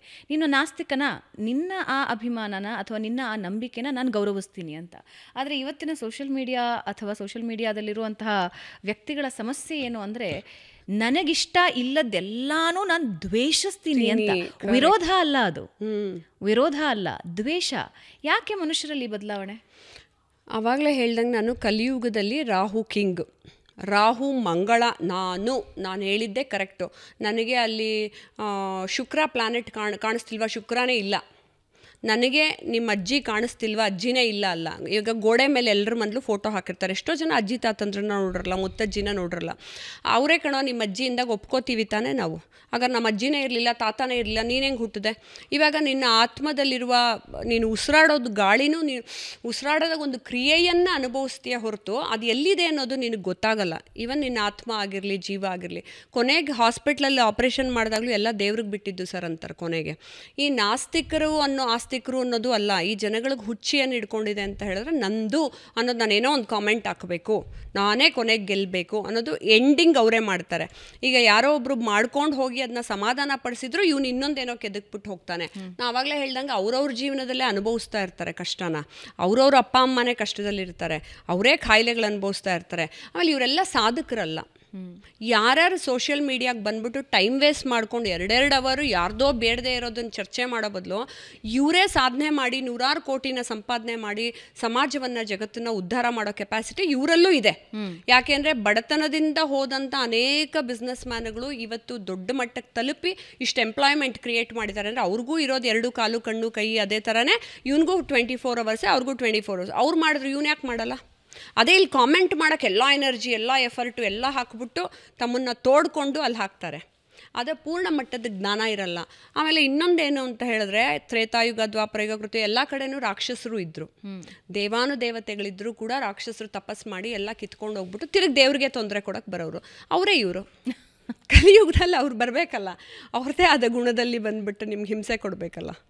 ಆದರೆ ನಾನೇನು ಹೇಳೋದು, ದೇವತೆಗಳ ಥರ ಇರೋವಂಥ ವ್ಯಕ್ತಿಗಳು ಅದಕ್ಕೆ ರಾಕ್ಷಸ ಸ್ವಭಾವದವ್ರು ಬಂದು ಹಿಂಗೆ ಕೊಟ್ಟ ತಕ್ಷಣ ಡೋಂಟ್ ಗೆಟ್ ಡಿಸ್ಟರ್ಬ್ಡ್.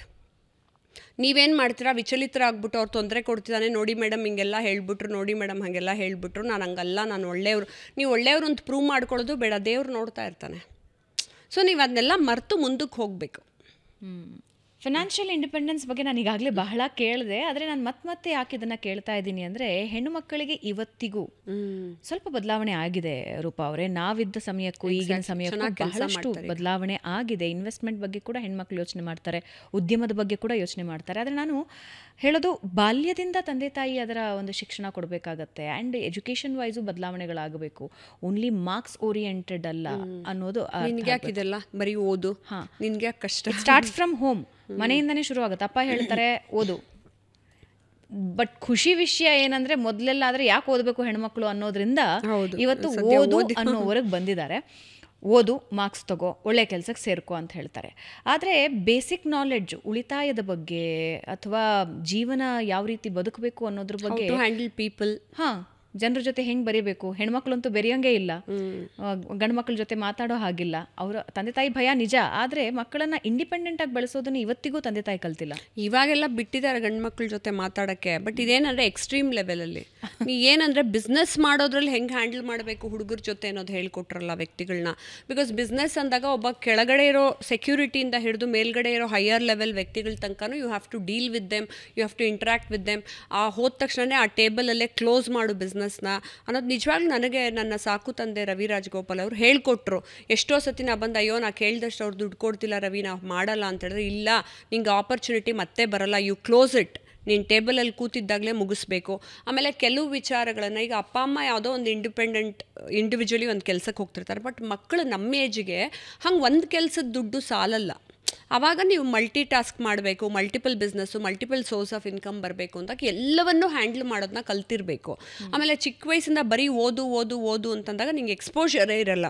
ಜನಗಳ ಜೊತೆ ಮಾತಾಡೋದು ಹೆಂಗೆ ಅಂತ ದ ವೇ ಆಫ್ ಟಾಕಿಂಗು ಗೊತ್ತಿರಲ್ಲ. ಆವಾಗ ತಕ್ಷಣ ಮಾತಾಡ್ತಿದ್ರೆ ಗಂಡು ಮಕ್ಳು ಎಸ್ಪೆಷಲಿ ಈಗೋ ರೈಸ್ ಮಾಡ್ಕೊಂಡು ಮತ್ತೆ ಅದು ಮಾಡೋ ಇದು ಮಾಡೋ ಅಂತಂತಾರೆ ಹೊರತು ಅವ್ರಿಗೆ ಒಂದು ವೇ ಆಫ್ ಹ್ಯಾಂಡ್ಲಿಂಗ್ ಇದು ಒಂದು ಪ್ರಾಸೆಸ್ಸಲ್ಲಿ ಹೋಗಿ ನಾನು ಹಿಂಗೆ ಪ್ರಾಫಿಟ್ ನೋಡಬೇಕು ಅನ್ನೋದು ಗೊತ್ತಿರಲ್ಲ. ಮಾತಿದ್ರೆ ಲಕ್ಷಗಳಲ್ಲಿ ಹಿಂಗೆ ಕಣ್ಣು ಮುಂದೆ ಬಂದುಬಿಡಬೇಕು, ನೀನು ಕೆಲಸನೇ ಮಾಡಬಾರ್ದು.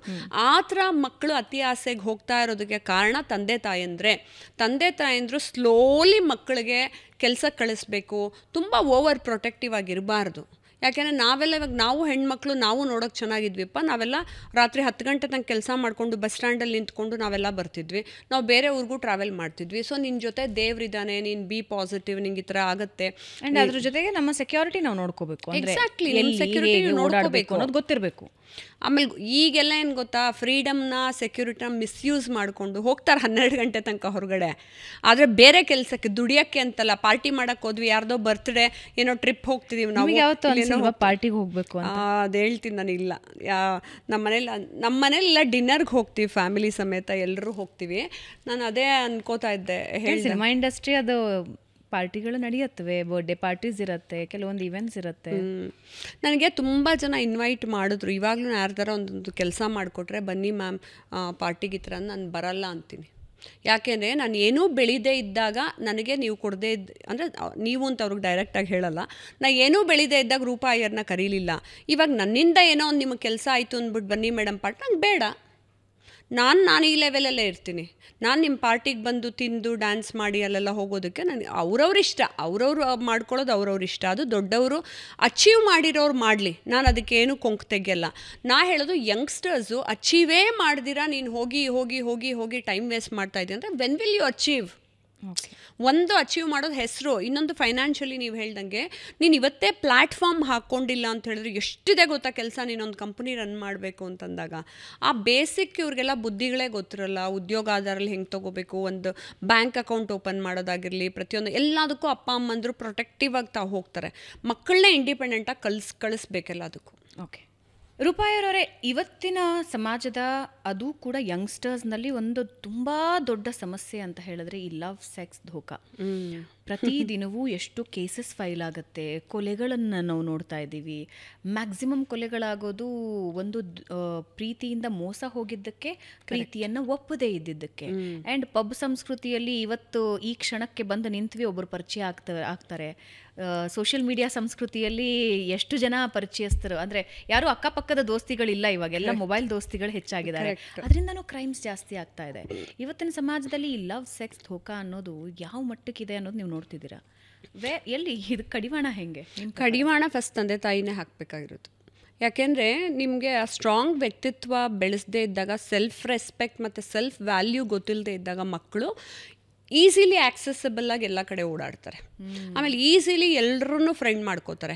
ತನ್ನ ಪ್ರೇಷಿಯಸ್ ಟೈಮನ್ನು ಪ್ರೈಮ್ ಟೈಮಲ್ಲಿ ಎಲ್ಲರ ಜೊತೆ ಚಾಟ್ ಮಾಡೋಕ್ಕೆ ವೇಸ್ಟ್ ಮಾಡ್ತಾರೆ. ಯಾಕೆಂದರೆ they don't know the purpose of there existence. ನಾನು ಯಾಕೆ ಹುಟ್ಟಿದ್ದೀನಿ, ನಾನು ಏನು ಮಾಡಬೇಕು, ನಾನು ಏನೇನೇನೇನು ಸಾಧಿಸಬೇಕು ಅನ್ನೋದನ್ನ ಹೇಳ್ಕೊಡಲ್ಲ.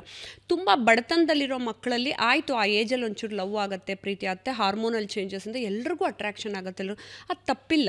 ಆದರೆ ಬಡತನ ಇರೋ ಮಕ್ಕಳಿಗೆ ಸ್ವಲ್ಪ ಜವಾಬ್ದಾರಿ ಇರುತ್ತೆ. ಅಯ್ಯೋ ನಮ್ಮಮ್ಮ ಬೈತಾರೆ, ನಮ್ಮಪ್ಪ ಬೈತಾರೆ, ನಾನು ಹಿಂಗೆ ಮಾಡಬೇಕು, ಒಂಚೂರು ದುಡಿಬೇಕು, ಏನೋ ಒಂದು ಮಾಡಬೇಕು ಅಂತ. ಆದರೆ ಆ ಕಡೆ ಮೈಂಡ್ ಇರೋದಿಲ್ಲ. ಸೊ ನಿಮಗೆ this is where spirituality helps. ಆಮೇಲೆ ತುಂಬ ಜನ ಮಕ್ಕಳಿಗೆ ನಾವು ಯಾವ ಮನೆಯಿಂದ ಬಂದಿದ್ದೀವಿ, ಮನೆಗೆ ಹೇಗೆ ಗೌರವ ತಂದು ಕೊಡಬೇಕು, ಆಯ್ತಪ್ಪ ನೀನು ಕೆಟ್ಟ ಮನೆಯಿಂದನೇ ಬಂದಿದ್ರು ನಿನ್ನ ಜನ್ರೇಷನಿಂದ ಬದಲಾಗ್ಬೋದಲ್ಲ, ಅದನ್ನು ಅಪ್ಪ ಅಮ್ಮ ಹೇಳ್ಕೊಡ್ಬೇಕಾಗತ್ತೆ. ನೀನು ಈ ರೀತಿ ಬದಲಾಗಬೇಕು, ನೀನು ಈ ರೀತಿ ಚೇಂಜ್ ಆಗಬೇಕು. ಆಮೇಲೆ ಚಿಕ್ಕ ವಯಸ್ಸಿಂದನೇ ನಾವೆಲ್ಲ ನೋಡಿ, ಹಿಂದೂಸ್ತಾನವು ಎಂದು ಮರೆಯದ ಭಾರತ ರತ್ನವು ನಾವೆಲ್ಲ ಚಿಕ್ಕ ವಯಸ್ಸಿಂದನೇ ಯಾವುದೋ ಮೋಟಿವೇಶ್ನಲ್ ಫಿಲಮ್ಗಳನ್ನು ನೋಡ್ಕೊಂಡು ಬೆಳೆದವ್ರು, ನಾನು ಹಂಗಾಗಬೇಕು, ನಾನು ಹಂಗಾಗಬೇಕು ಅಂತ. ನೀವು ಅಪ್ಪ ಅಮ್ಮ ಚಿಕ್ಕ ವಯಸ್ಸಿಂದನೇ ಮಕ್ಕಳಿಗೆ ಮೋಟಿವೇಟ್ ಮಾಡದೆ ಬೆಳೆಸಲಿಲ್ಲ ಅಂದರೆ ಇಷ್ಟು ಕೋಟಿ ಜನದಲ್ಲಿ ಒಬ್ಬ ನಾರ್ಮಲ್ ಮನುಷ್ಯರಾಗಿ ಬದುಕಿದ್ದು ಸಾಯ್ತಾರೆ ನಿಮ್ಮ ಮಕ್ಕಳು. ಸೊ ಆ ಮಕ್ಕಳನ್ನ ಹಂಗೆ ಬೆಳೆಸದೇ ಇದ್ದದಕ್ಕೆ ಮೋಸ ಮಾಡ್ತಿರೋರು ಯಾರು? ಸಾರಿ ಟು ಸೇ ದಿಸ್, ಅಪ್ಪ ಅಮ್ಮಂದ್ರಿಗೆ ಸಾರಿ ಟು ಸೇ ದಿಸ್ ಅಪ್ಪ ಅಮ್ಮನೇ. ಯಾಕೆಂದರೆ ಮಕ್ಕಳಿಗೆ ಏನು ಫೌಂಡೇಶನ್ ಹಾಕಿ ಹೇಗೆ ತಲುಪಿಸ್ಬೇಕು, ಆಮೇಲೆ ಅವ್ರಿಗೊಂದು ಟಾರ್ಗೆಟ್ ಕೊಟ್ಟು ನೀವು ಇಷ್ಟು ದಿನದಲ್ಲೇ ಅದನ್ನ ಅಚೀವ್ ಮಾಡಬೇಕು ಅಂತ ನೀವು ಪುಷ್ ಮಾಡಲಿಲ್ಲ ಅಂತ ಹೇಳಿದ್ರೆ ಅವ್ರು ಮಾಡೋದೇ ಇಲ್ಲ. ಅಪ್ಪ ನಾಳೆ ಮಾಡ್ತೀನಿ ಬಿಡು, ಅಮ್ಮ ನಾಳೆ ನಾಡಿದ್ದು ಮಾಡ್ತೀನಿ ಬಿಡು, ಹಿಂಗೆ ಮಾಡ್ತೀನಿ ಬಿಡು, ಇವತ್ತು ನನ್ನ ಫ್ರೆಂಡನ್ನು ಮೀಟ್ ಮಾಡ್ಬೇಕು, ಹಂಗೆ ಮಾಡಬೇಕು ಅಂತಾರೆ. Slowly they'll get attach to somebody, ಅದರಲ್ಲಿ ಪ್ರೀತಿ ಅಂತ ಬೀಳ್ತಾರೆ. ಅವೆಲ್ಲ ವರ್ಕು ಆಗೋದಿಲ್ಲ. ಆಮೇಲೆ ಆ ಏಜಲ್ಲಿ ಮದುವೆನೂ ಆಗೋದಕ್ಕಾಗೋದಿಲ್ಲ. ಈಗ ಹಳೆ ಕಾಲದಲ್ಲೆಲ್ಲ ಚಿಕ್ಕ ವಯಸ್ಸಲ್ಲೇ ಮದುವೆ ಮಾಡ್ತಿದ್ರು. ಈಗಿನ ಏಜಲ್ಲಿ ಮದುವೆನೂ ಆಗೋದಿಲ್ಲ. ಆಮೇಲೆ ಇವಾಗ ಅದಂತೂ ರೂಢಿ ಆಗಿಬಿಟ್ಟಿರುತ್ತೆ, ಲವ್ ಬ್ರೇಕಪ್ ಆಗಿಬಿಡ್ತಾರೆ. ಇದೇ 10 ವರ್ಷದ ಹಿಂದೆ ನೋಡಿ, ಪಾಡ್ಕಾಸ್ಟಲ್ಲೂ ಬಂದು ಅನೇಕರು ಹೇಳ್ಕೊಳ್ಳೋಕ್ಕೂ ಸಂಬಂಧನ ಹೆದರ್ಕೊಳ್ಳೋರು ಮತ್ತು ಒಂದು ಸಂಕೋಚ ಪಟ್ಕೊಳ್ಳೋರು. ಇವತ್ತು ನೋಡಿ ಎಲ್ಲರೂ ಪಾಡ್ಕಾಸ್ಟಲ್ಲಿ ತನ್ನ ಕತೆಗಳನ್ನೇ ಹೇಳ್ಕೊತಾ ಕೂತ್ಕೋತಾರೆ. ನಾನು ಇಷ್ಟು ಜನಕ್ಕೆ ಹಿಂಗಿದ್ದೆ ಸಂಬಂಧ, ನನಗೆ ಇಷ್ಟು ಜನ ಹಿಂಗೆ ಮೋಸ ಮಾಡಿದ್ರು, ಹಿಂಗೆ ಮಾಡಿದ್ರು, ಹಂಗೆ ಮಾಡಿದ್ರು ಅಂತ. ಸೊ ಅವ್ರಿಗೇನು ಅನ್ನಿಸ್ತಾನೇ ಇಲ್ಲ. ಅದಕ್ಕೆ ಅವ್ರಿಗೇನು ಅಂದರೆ ಒಂದು ಟಾರ್ಗೆಟ್ ನಾನು ಹಿಂಗೆ ಅಚೀವ್ ಮಾಡಬೇಕು ಅನ್ನೋದೇ ಇರಲ್ಲ. ತಕ್ಷಣ ಫೇಮಸ್ ಆಗಬೇಕು ಅನ್ನೋದು ಒಂದಿರುತ್ತೆ, ತಕ್ಷಣ ದುಡ್ಡು ಬರಬೇಕು ಅನ್ನೋದು ಇದೆರಡೇ. ಆ ತಕ್ಷಣ ಎಲ್ಲಿಂದ ಉದುರುತ್ತೆ, ಆಮೇಲೆ ತಕ್ಷಣ ಬಂದಿರೋದು ನಿಮಗೆ ಪರ್ಮನೆಂಟ್ ಆಗಿರುತ್ತಾ? ಇರಲ್ಲ. ಆಮೇಲೆ ದುಡ್ಡೇ ಎಲ್ಲ ಅಲ್ಲ. ನಿನ್ನ ಸ್ಟ್ರಾಂಗ್ ವ್ಯಕ್ತಿತ್ವ ಒಂದು ಮರ ನೆಡೋ ಥರ ಒಂದು ಬೀಜ ಬಿತ್ತಿ ನೀನು ಮರ ಸ್ಟ್ರಾಂಗಾಗಿ ನೆಟ್ಟು ಅದಕ್ಕೆ ಬ್ರ್ಯಾಂಚಸ್ ಎಲ್ಲ ಬೆಳ್ಕೊಂಡು ನೀನು ಆದಾಗ ಸರಿ, ಬ್ರ್ಯಾಂಚ್ ಕಡಿದ್ರೂ ಪರವಾಗಿಲ್ಲ, ಸಮಾಜ ನಿನ್ನ ಮರ ನಿಂತಿರುತ್ತೆ. ಸೊ ಈ ರೀತಿ ಹೇಳ್ಕೊಡ್ಬೇಕಾದವ್ರು ಯಾರು? ಅಪ್ಪ ಅಮ್ಮ. ಸೊಸೈಟಿ ಹೇಳ್ಕೊಡಕ್ಕೆ ಬರೋದಿಲ್ಲ. ಇನ್ನೂ ಆಡ್ಕೋತಾರೆ ನಿಮ್ಮ ಮಕ್ಕಳು ನೋಡಿ. ಆ ಜವಾಬ್ದಾರಿಯನ್ನು ಅಪ್ಪ ಅಮ್ಮ ತೊಗೊಂಡು ಮಾಡಬೇಕು. ಹಾಗೆ ತುಂಬ ಜನಕ್ಕೆ ಮಾಡದೇ ಇರೋರೆ ಪಾಪ, they call me so many people, prime ಏಜಲ್ಲಿ ಸಿಕ್ಕಾಕೊಂಡ್ಬಿಟ್ಟಿರ್ತಾರೆ ಇನ್ ಬಿಟ್ವೀನ್. ಚಿಕ್ಕ ವಯಸ್ಸಿಂದ ಹೇಳ್ಕೊಟ್ರಲ್ಲ, ಬಡತನ, ಕಷ್ಟ, ತೊಂದರೆ, ನನಗಾಗಿಂದ ಯಾರೂ ಹೇಳಲಿಲ್ಲ ಮೇಡಮ್, ಇಲ್ಲಾಂದರೆ ನಾನು ಪೂಜೆನೂ ಮಾಡಿಕೊಂಡು ಬೆಳ್ಕೊಂಡು ಕಷ್ಟನೂ ಪಟ್ಕೊಂಡು ದುಡ್ಕೋತಿದ್ದೆ ಅಂತ ಹೇಳಿರ್ತಾರೆ. ಅಂತ ಅವ್ರಿಗೆ ನಾನು ಐ ಬೀನ್ ಗೈಡಿಂಗ್ ದೆಮ್ ಹೇಗೆ ಈಗಲೂ ಚೇಂಜ್ ಮಾಡ್ಕೋಬೋದು. ಮರ್ತುಬಿಡಿ ನಿಮ್ಮದೆಲ್ಲ ಪಾಸ್ಟು, ಇವತ್ತಿಂದ ಮೊದಲನೇ ಕೆಲಸ ಅಂತ ಶುರು ಮಾಡಿ ಅಂತೀನಿ. ಸೊ ಅವ್ರು ಮುಂದೆ ಒಂದಲ್ಲ ಒಂದಿನ ಶ್ರೀಮಂತರಾಗ್ತಾರೆ. ರೈಟ್. ಸೊ ದಿಢೀರ್ ಪಾಪ್ಯುಲಾರಿಟಿ ಅಂದ ತಕ್ಷಣ ನನಗೆ 2 ಕ್ಷೇತ್ರಗಳೇ ನೆನಪಾಗೋದು. ಒಂದು ರಾಜಕೀಯ, ಇನ್ನೊಂದು ಸಿನಿಮಾ ರಂಗ. ಅಫ್ಕೋರ್ಸ್ ಅದು ಹೇಳಿದಷ್ಟು ಸುಲಭ ಅಲ್ಲ. ರಾಜಕೀಯದಲ್ಲಾಗಲಿ ಸಿನಿಮಾ ರಂಗದಲ್ಲಾಗಲಿ ನೆಲೆ ನಿಲ್ಲೋದು, ತಮ್ಮತನನ ಕಂಡುಕೊಳ್ಳೋದು. ಆದರೆ ಹೆಣ್ಣುಮಕ್ಕಳಿಗೆ ಇನ್ನೂ ಕಷ್ಟ ಅನಿಸುತ್ತೆ. ಸಾಮಾನ್ಯವಾಗಿ ಹೇಳೋದು ಅಂದರೆ ಗಾಡ್ ಫಾದರ್ ಇರಬೇಕು, ಇಲ್ಲ ನಿಮ್ಮ ಹತ್ರ ದುಡ್ಡಿರಬೇಕು. ಈ ಎರಡೇ ನಿಮ್ಮನ್ನು ಸಿನಿಮಾ ರಂಗದಲ್ಲಿ ಮತ್ತು ರಾಜಕೀಯ ರಂಗದಲ್ಲಿ ಬೆಳೆಸೋದು. ಸ್ಪೆಷಲಿ ಹೆಣ್ಣು ಮಕ್ಕಳಿಗೆ ಗಾಡ್ ಫಾದರ್ ಇರಬೇಕು, ಇಲ್ಲ ಬೆಳೆಯೋದಕ್ಕೆ ಸಾಧ್ಯ ಇಲ್ಲ ಅಂತ. ನೀವು ರಾಜಕೀಯದಲ್ಲಿದ್ದೀರಿ, ಗಾಡ್ ಫಾದರ್ ಇರಲೇಬೇಕಾ?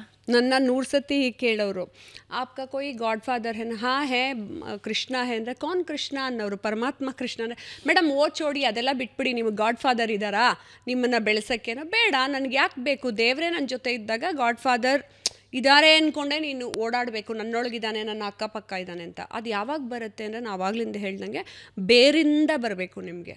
ಆಮೇಲೆ ನಿಮಗೆ ಸೆಲ್ಫ್ ಕಾನ್ಫಿಡೆನ್ಸ್ ಇರಬೇಕು, ಸೆಲ್ಫ್ ರೆಸ್ಪೆಕ್ಟ್ ಇರಬೇಕು. ಅದು ಒಂದು ದಿನದಲ್ಲಿ ಹುಟ್ಟಲ್ಲ. ನೀನು ಮಲ್ಟಿಪಲ್ ಚಿಕ್ಕದು ಅಚೀವ್ ಮಾಡ್ಕೊಂಡು ಹೋದಾಗ ಪಿರಮಿಡ್ ಥರ ಹಿಂಗೆ ಜೋಡಿಸ್ಕೊಂಡು ಹೋದಾಗ ಮೇಲಕ್ಕೆ ಸ್ಟ್ರಾಂಗ್ ಆಗಿ ಬೆಳೀತೀರ. ಅವಾಗ ಹಿಂಗೆ ಕಾನ್ಫಿಡೆಂಟಾಗಿ ಹೇಳೋಕ್ಕೂ ಒಂದು ಧೈರ್ಯ ಬರುತ್ತೆ.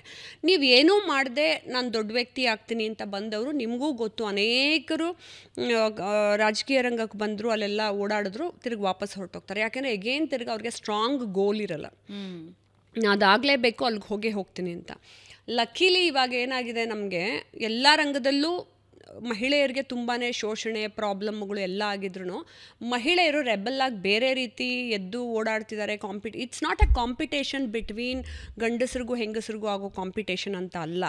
ಸೊ ಮಹಿಳೆಯರು ತನ್ನ ಸ್ಥಾನವನ್ನು ತಾನು ಪಡ್ಕೋಬೇಕು ಅಂತ ಓಡಾಡ್ತಾ ಇದ್ದಾರೆ. ಈಗ ನಮ್ಮ ಪ್ರಧಾನಿಗಳು ಲಕ್ಕಿಲಿ ನಮ್ಮೆಲ್ರಿಗೂ 33% ಮಹಿಳೆಯರಿಗೆ ಅಂತ ಮಂಜೂರಾತಿ ಮಾಡಿದ್ದಾರೆ. ಅದು ಒಂದಿದೆ. ಮತ್ತು ರಾಜ್ಯಾಧ್ಯಕ್ಷರು ನಮ್ಮ ಲಕ್ಕಿಲಿ ನನಗೆ ನಿಜವಾದ ಒಳ್ಳೆ ಲೀಡರ್ ಸಿಕ್ಕಿದ್ದಾರೆ. ಸೊ ನಾವು ಅವ್ರಿಗೆಲ್ಲ ರಿಪೋರ್ಟ್ ಮಾಡ್ತೀವಿ. ನಾವು ಏನೇ ಒಂದು ಸಮಾಜಕ್ಕೆ ಒಳ್ಳೆ ಕೆಲಸ ಮಾಡಬೇಕು ಅಂದರೆ ತಕ್ಷಣ ಪ್ರೇರಣೆ ಕೊಡ್ತಾರೆ, ಹೋಗಿ ಮಾಡಿಬಿಟ್ಟು ಬನ್ನಿ ಅಂತ. ಅದೇ ರೀತಿ ನಮ್ಮ ರಾಜ್ಯ ಪ್ರಕೋಷ್ಠಗಳ ಸಂಯೋಜಕರು ಕೂಡ ನಮಗೆ ತುಂಬ ಪ್ರೇರಣೆ ಕೊಟ್ಟು ಕೆಲಸಗಳನ್ನು ಮಾಡಿಸ್ತಾರೆ. ಕಷ್ಟ ಇಲ್ವಾ? ಇದೆ. ಎಲ್ಲರಿಗೂ ಕಷ್ಟ ಇದೆ, ಎಲ್ಲ ಕಡೆನೂ ಕಷ್ಟ ಇದೆ.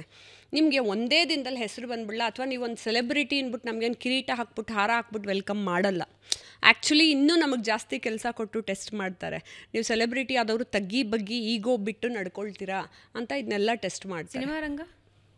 ಸಿನಿಮಾ ರಂಗದಲ್ಲಿ ಇನ್ನೂ ಕಷ್ಟ, ಹೇಳ್ತೀನಿ ಕೇಳಿ. ಯಾಕೆ ಅಂತ ಹೇಳಿದ್ರೆ, ಒಬ್ಬ ನಿರ್ದೇಶಕಿಯಾಗಿ ಮಹಿಳಾ ನಿರ್ದೇಶಕಿ ಆದ ತಕ್ಷಣ ಈ ಟೆಕ್ನಿಷಿಯನ್ಸ್ ಎಲ್ಲ ಅದೇನೋ ಸೈಕಲಾಜಿಕಲಿ ಮೈಂಡಲ್ಲಿ ಅವ್ರಿಗೆ ಬಂದ್ಬಿಡುತ್ತೆ. ಅವಳು ಮಹಿಳೆ, ಅವ್ರ ಕೈಲಿ ನಾನೇನು ಅನ್ನಿಸ್ಕೊಳ್ಳೋದು, ಅವಳೇ ನನ್ನದು ಅಂತ ಹಿಂದೆ ಹೋಗಿ ಮಾತಾಡ್ಕೋತಾರೆ. ಅದೇ ಒಬ್ಬ ಪುರುಷ ನಿರ್ದೇಶಕ ಆದರೆ ಹೇಳಿ ಸರ್ ಅಂತ ಹೇಳ್ತಾರೆ. ಪುರುಷ ಕೆಟ್ಟ ಮಾತಲ್ಲಿ ಆ ಸ್ವಂತ ಕೆಲಸ ಮಾಡೋರ ಅಮ್ಮನ ಬಗ್ಗೆ ಅಕ್ಕನ ಬಗ್ಗೆ ಮಾತಾಡಿದ್ರೂ ಸಹಿಸ್ಕೋತಾರೆ. ಅದೇ ಒಬ್ಬ ಮಹಿಳಾ ನಿರ್ದೇಶಕಿ ನಾನಂತೂ ಎಲ್ರಿಗೂ ಪೇಮೆಂಟ್ ಸಿನ್ಸಿಯರಾಗಿ ಕೊಟ್ಬಿಟ್ಟು ನಾನು ಕೆಲಸ ಮಾಡಿಸ್ಕೊಂಡ್ರು ಅವರುಗಳು ಒಬ್ಬ ಮಹಿಳೆ ಅನ್ನೋದಕ್ಕೆ ಯಾಕೆ ಸರ್ ಎಲ್ಲರಿಗೂ ಚೆನ್ನಾಗಿ ಮಾಡಿಕೊಟ್ರಿ, ನನಗೆ ಹಿಂಗೆ ಮಾಡಿಕೊಟ್ರಿ ಅಂತ ನಾನು ಒಬ್ಬ DOPಗೇ ಕೇಳಿದ್ರು. ಒಬ್ಬ senior most DOP he work with me ನಾನು ಆಜಾದ್ ಭಾರತಲ್ಲಿ. ದಿನಕ್ಕೆ ಇಷ್ಟು ಸಾವಿರ ಅಂತ ಸಂಬಳ ತೊಗೊಳ್ತಿದ್ರು, ಅಷ್ಟೆಲ್ಲ ದುಡ್ಡು ತೊಗೋತಿದ್ರು. ಅವ್ರದ್ದೇ ಟೀಮ್ನ ಕರ್ಕೊಂಬಂದು ನನ್ನ ಹತ್ರ ದುಡ್ಡು ಕಿತ್ಕೊಂಡ್ರು. ಸರ್ ಒಂಚೂರು ಮೂಮೆಂಟ್ ಕೊಟ್ಬಿಟ್ಟು ಮಾಡಿ ಅಂದರೆ ಮಾಡಲಿಲ್ಲ ಶೇಖರ್ ಚಂದ್ರ ಅವರು. ಆವಾಗ ನಾನು ಅಷ್ಟೆಲ್ಲ ಹೇಳಿದೆ, ಯಾಕೆ ಇವಾಗ ಬೇರೆಯವ್ರ ಸಿನಿಮಾಲಿ ನೀವು ಮಾಡ್ತೀರಾ, ನಾವು ಕೇಳಿದಾಗ ಯಾಕೆ ಮಾಡಲ್ಲ ಅಂದರೆ ಅಲ್ಲಿ ಏನೂ ಇಲ್ಲ ಆನ್ಸರು, ಏನಿರಬಹುದು ಅಂತ ನಾನು ಹಿಂದೆ ಹೋಗೋದಾಗ ದಿಲ್ ಟೇಕ್ ಯು ಫಾರ್ ಗ್ರಾಂಟೆಡ್. ಒಬ್ಬ ಮಹಿಳೆ ಅಂದ ತಕ್ಷಣವೇ ಕೊಡೋದು ಅದೇ ದುಡ್ಡು ಕೊಡ್ತೀವಿ, ಇವ್ರು ಕೊಡೋ ಸಮಯನೂ ಅಷ್ಟೇ ಕೊಡ್ತಾರೆ, ಕೊಡೋದು ಕ್ಯಾಮ್ರಾನೂ ಅದೇ ಕೊಡ್ತೀವಿ, ಅಷ್ಟು ಜನನೂ ಟೆಕ್ನಿಷಿಯನ್ಸ್ನ ಕೊಡ್ತೀವಿ. ಇನ್ನೂ ಬೇರೆಯವರು ಕಮರ್ಷಿಯಲಿ ಫಿಲಮ್ ಮಾಡೋಕ್ಕೆ 3 ಲಕ್ಷ ಪರ್ ಡೇ ಖರ್ಚು ಮಾಡ್ತಿದ್ದಾರೆ, ನಾನು 6 ಲಕ್ಷ 7 ಲಕ್ಷ ಪರ್ ಡೇ ಖರ್ಚು ಮಾಡ್ತಿದ್ದೆ. ಅಷ್ಟೆಲ್ಲ ಫೆಸಿಲಿಟೀಸ್ ಕೊಟ್ಟರು, ಅದರಲ್ಲಿ ಇವ್ರು ದುಡ್ಡು ಮಾಡ್ಕೋತಿದ್ರು ಒಬ್ಬ ನಿರ್ದೇಶಕಿ ಹೇಳ್ದಂಗೆ ತೆಕ್ಕೊಡಲ್ಲ.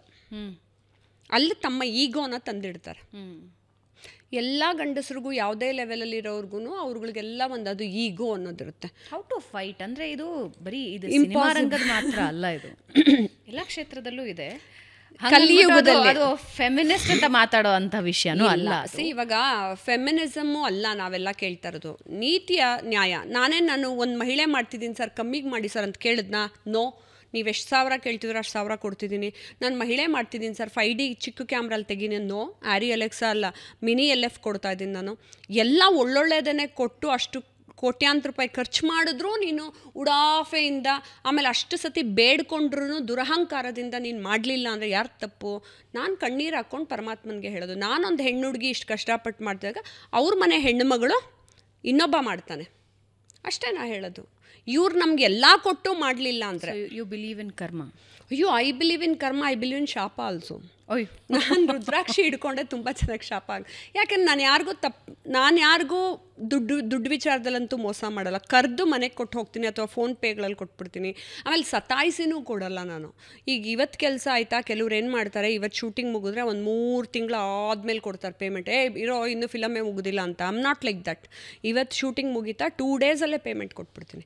ನನಗೆ ಕಷ್ಟ ಆದರೂ ಪರವಾಗಿಲ್ಲ, ಅವರೆಲ್ಲರೂ ಕಷ್ಟಪಡಬಾರ್ದು ಅಂತ. ಅಷ್ಟು ಸರಿಗಿದ್ದಾಗ ನೀವು ಎಕ್ಸ್ಟ್ರಾ ಎಫರ್ಟ್ ಹಾಕಿ ಮಾಡಿಕೊಡ್ಬೇಕು ತಾನೆ. ಕರೆಕ್ಟ್. ಹಂಗಿದ್ದಾಗ ನಾ ಶಾಪ ಹಾಕಲೇಬೇಕು. ವರ್ಕ್ ಆಗಿದೆಯಾ ಶಾಪ? ವರ್ಕ್ ಆಗುತ್ತೆ.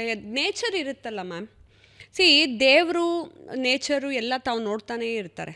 ಸತ್ಯವಂತರಿಗೆ ಒಳ್ಳೆಯವ್ರಿಗೆ ನೀವೇನೋ ಮಾಡಿದ್ರಿ ಅಥವಾ ಒಬ್ಬರದೇನೋ 10 ರೂಪಾಯಿ ಈಗ ನನ್ನ ಲೈಫಿಗೆ ನನಗೆ ಯಾರೋ ಪಾಪ 10 ರೂಪಾಯಿ ಕೊಟ್ಟಿದ್ರು, every day I thank them. ನಾನು ಬಡವಳಾಗಿದ್ದಾಗ ನಾನು ಕಾಲೇಜ್ ಸೇರ್ಕೋಬೇಕು ಅಂತ ಯಾರೋ ಫೀಸ್ ಕೊಟ್ಟಿದ್ರು ಅಂದ್ರೆ ಅವ್ರನ್ನ ದಿನಾ ನೆನಪಿಸ್ಕೋತೀನಿ ನಾನು. ಆ ಕೃತಜ್ಞತಾ ಮನೋಭಾವನೆ ಎಲ್ರಿಗೂ ಇರಬೇಕು. ಓಕೆ ರೂಪಾಯಿ ಅವರವರೇ, ನಾನು ಇತ್ತೀಚೆಗೆ ಭಾವನಾ ಅವ್ರನ್ನ ಮಾತನಾಡಿಸಿದ್ದೆ. ಭಾವನಾ ಅವರು IVF ಮೂಲಕ ಸಿಂಗಲ್ ಪೇರೆಂಟ್ ನಿರ್ಧಾರ ತಗೊಂಡ್ರು. ಅದು ಸಾಮಾಜಿಕ ವಲಯದಲ್ಲಿ ಒಂದು ದೊಡ್ಡ ಚರ್ಚೆ ಹುಟ್ಟುಹಾಕಿದೆ.